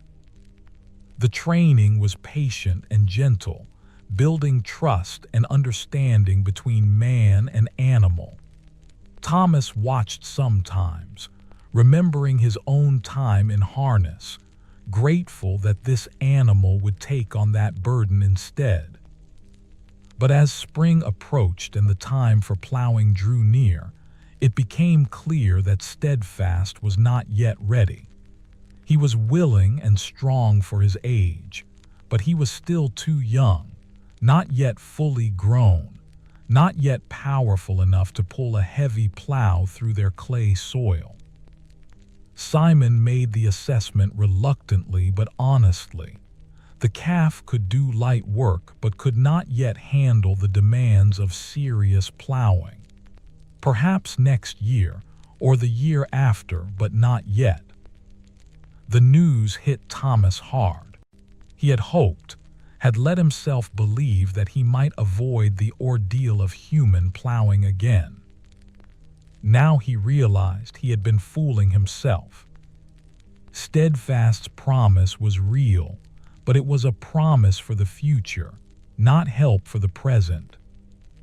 If their land was to be plowed this spring, he and Simon would have to do it themselves again, and would have to put their bodies through that brutal trial once more.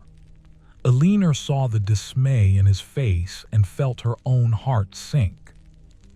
She had watched him suffer through the previous year's plowing, had tended his wounds, and had seen the permanent damage it had done.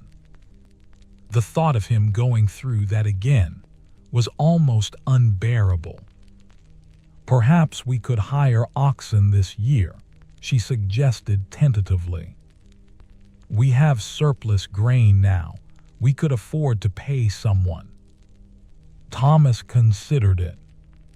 They did have surplus, and hearing oxen would cost some of that surplus but would spare his body. It was tempting, so tempting. But he knew the reality. Even with their good harvest, they had no large reserves. Spending grain to hire oxen meant less security, less buffer against next year's uncertainties. And what if next year's harvest was poor? What if Steadfast was still not ready next spring? They could not afford to hire oxen every year indefinitely. "We'll do it ourselves again," he said finally. "We know we can. It will be hard, but we survived it once. We can survive it again. And we'll have Steadfast to help with some of the work, pulling the cart, doing lighter tasks. That will make some difference." He said it with more confidence than he felt, but he had made his decision. They would pull the plow again. Simon accepted the decision without complaint. He had known it was coming, and had tried to prepare himself mentally for the ordeal ahead. His hands had toughened over the previous year, and had developed thick calluses that would provide some protection. His body knew what to expect now, knew the demands that would be placed on it. Knowledge did not make it easier exactly, but it removed the element of unknown terror. They knew what they were facing, and they would face it. The preparations began in early March. Thomas examined the harnesses they had used the previous year, repaired and reinforced them, added more padding where experience had shown it was needed. He checked the plow thoroughly, sharpened the share, oiled the joints, and made small improvements based on what he had learned. They were more ready this year, more prepared, with better equipment and better understanding of what the work required.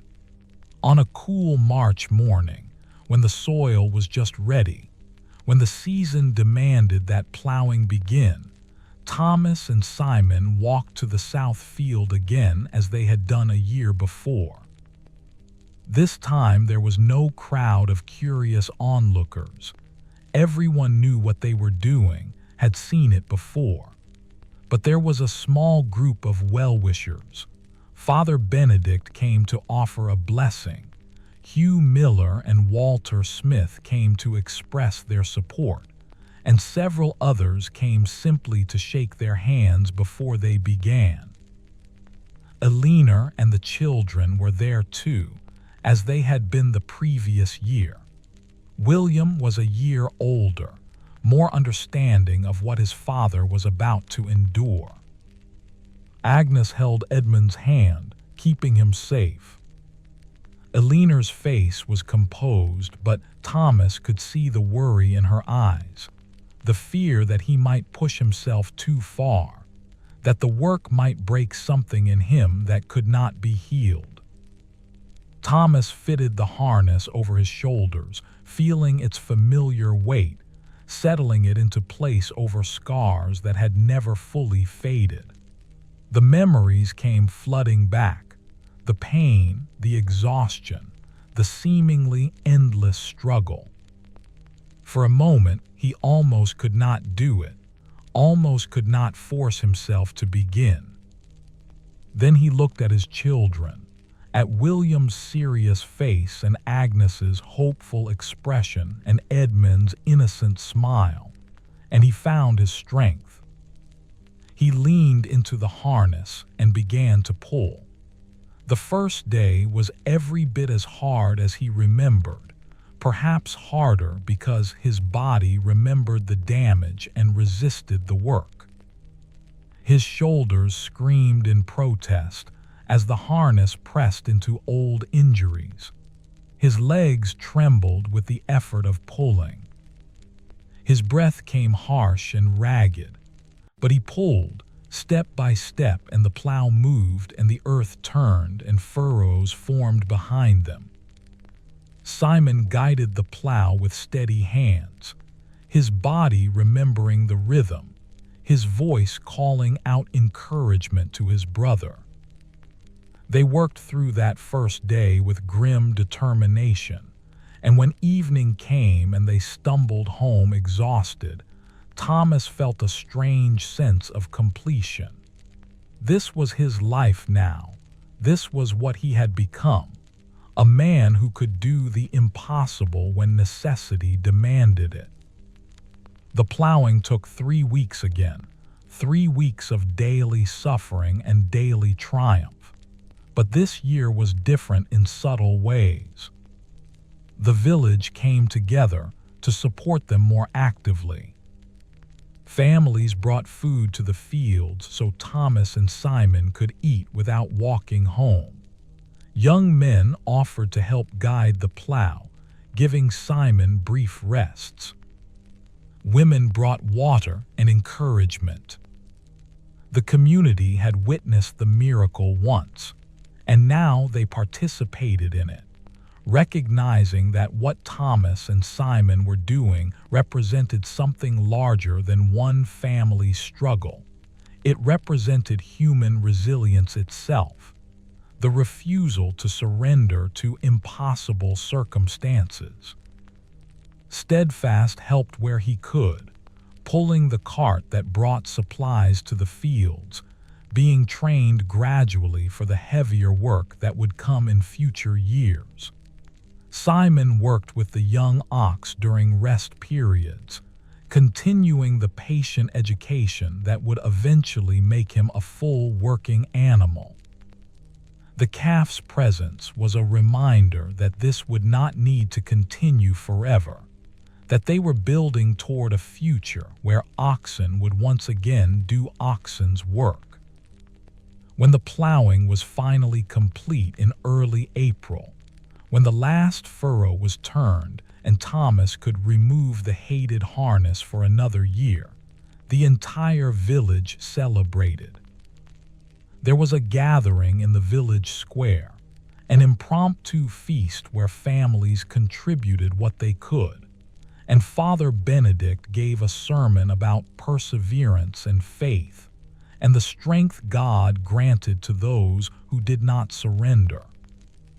Thomas was embarrassed by the attention, but also moved by it, by the recognition that his struggle had meaning beyond his family, that it had become part of the village's story. The planting proceeded smoothly, the whole village helping as they had the previous year. The seeds went into prepared soil, the ancient ritual repeated once more. Eleanor scattered seed and prayed for good weather, for gentle rains and warm sun, for protection from pests and disease, for a harvest as good as the previous years. Summer brought excellent growing conditions. The crops flourished, the grain growing tall and strong, the vegetables in the garden producing abundantly. Thomas worked his carpentry trade, his damaged hands functioning well enough for most tasks, his reputation bringing him steady work. Simon tended the fields and continued training steadfast. Eleanor managed the household and watched her children grow. Life continued in its patterns, marked by work and weather and the changing seasons. The harvest that year was magnificent, even better than the previous year's abundance. The grain was thick and heavy, yielding the best anyone could remember. Thomas and Simon stood in their fields and marveled at what had come from their suffering, at the abundance that had grown from seeds planted in soil they had broken with their own strength. The harvest was brought in with joy and gratitude, the village working together, celebrating the fruits of their collective labor. As autumn arrived again, and Thomas looked back over the 2 years since the oxen had died, he realized something profound. He had been changed by the experience, had discovered capabilities he had not known he possessed, had learned that human beings could accomplish extraordinary things when survival demanded it. His body bore permanent scars. His hands would never be quite the same. His shoulders would ache on cold mornings for the rest of his life. But he had saved his family. He had done what needed to be done. He thought about the generations that would come after him, about William and Agnes and Edmund and the children they would have. They would tell the story of the winter the oxen died, of the grandfather who pulled the plow himself like a beast of burden, of the family that survived through determination and will. The story would be simplified, perhaps romanticized, the pain forgotten or minimized. But the essential truth would remain. When faced with the impossible, they had done it anyway. On a cool October evening, Thomas sat by the fire with his family gathered around him. Eleanor was mending clothes, her needle moving with practiced precision. William was carving a small wooden figure, the knife moving carefully in his capable hands. Agnes was teaching Edmund a new song, their voices blending sweetly. Simon sat in the corner, content and at peace. The fire crackled warmly, casting flickering shadows on the walls. Outside, the harvest moon rose over fields that had been worked and would be worked again, over land that had sustained the family for generations and would sustain them for generations to come. Thomas felt Eleanor's hand slip into his, her fingers intertwining with his scarred and calloused ones. She did not speak, but he felt everything she wanted to say in that simple touch, pride and love and gratitude, and the deep comfort of shared survival. He squeezed her hand gently and looked around at his family, at these people he loved more than his own life, at the reason he had been able to endure the unendurable. "Tell us a story, Father," William said, looking up from his carving. "Tell us about when you and Uncle Simon pulled the plow." Thomas smiled, the lines around his eyes crinkling. "That's a long story," he said. "Are you sure you want to hear it?" "Yes," Agnes chimed in, and even Edmund nodded enthusiastically, though he barely understood what was being asked. So Thomas began to tell the story, starting with that terrible cold winter, with the death of Brindle and then Star, with the impossible decision that had to be made. He told it simply and honestly, not minimizing the difficulty but not dwelling on the pain either. He told it as a story of choices made and challenges faced, and a family that survived together. As he spoke, his voice low and calm in the warm cottage, Alina watched his face and saw the peace there, the acceptance of what had been and the hope for what would be. The children listened with wide eyes, even Edmund staying quiet and still.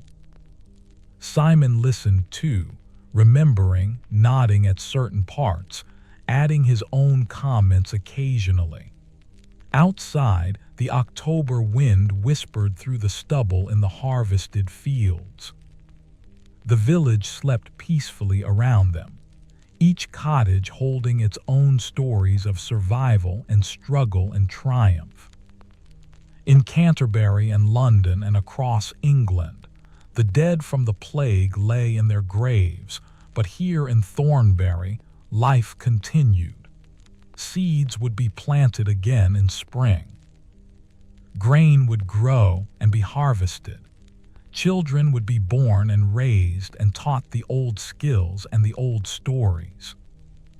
And in years to come, when times were hard and circumstances seemed impossible, people would remember the story of Thomas Carpenter and his brother Simon, who pulled the plow themselves when the oxen died, who did the impossible because they had no choice, who survived because they refused to surrender. The story would be told on winter evenings around fires, passed from parent to child, generation to generation, a reminder that human strength and will could overcome even the most desperate circumstances. Thomas finished his story as the fire burned low.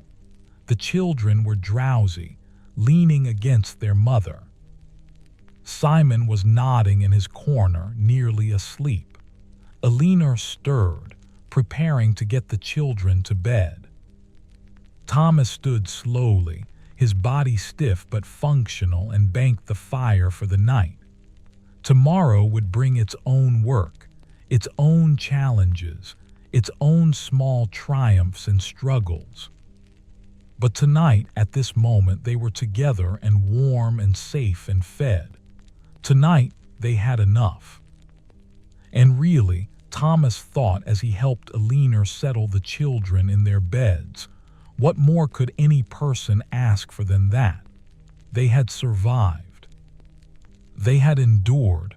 They had each other. The rest, the pain and the scars and the hardship, were simply the price of living, the cost of loving people enough to do impossible things for them.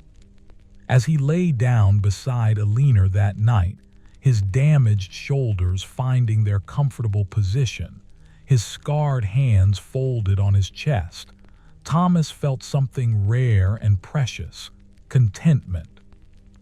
Not happiness exactly, not joy, but something deeper and more lasting. The satisfaction of a life lived honorably, of duties fulfilled, of love given and received. He had been tested and had not been found wanting. He had faced the winter farming horror and had emerged on the other side, changed but unbroken. Outside, the stars wheeled slowly overhead, ancient and eternal. The earth turned through its seasons, indifferent to human suffering but also endlessly generous, providing for those who worked it faithfully. And in a small cottage in a small village in Kent, a family slept peacefully, secured by the labor of a man who had learned that love makes all burdens bearable, that necessity grants impossible strength, and that survival itself, simple, hard-won survival, is perhaps the greatest triumph of all. The story ends here, with the family safe and the harvest complete, but life, of course, continued. Thomas and Simon would plow by human strength one more time, in the spring of 1349, before Steadfast was finally strong enough to take over the work. Thomas's shoulders never fully healed, and he would carry pain and limitations for the rest of his life. But he lived to see his children grow, to meet his grandchildren, to pass on his carpentry skills to William and his stories to all who would listen. The plague would return periodically throughout the century, but Thornbury remained largely spared. The village endured, adapted, and continued. And through it all, the story persisted. The story of the oxen that died, of the men who pulled the plow themselves, of survival wrested from impossible circumstances through strength and will and love. Sleep well now, dear traveler, and may you wake tomorrow with the knowledge that you too carry within you the strength to face whatever impossibilities life may demand of you. For if Thomas Carpenter could pull a plow through frozen earth, if he could do the work of beasts, if he could endure the unendurable for the sake of those he loved, then perhaps all of us contain reserves of strength we have not yet needed to discover. Rest now in that knowledge, and may your dreams be peaceful.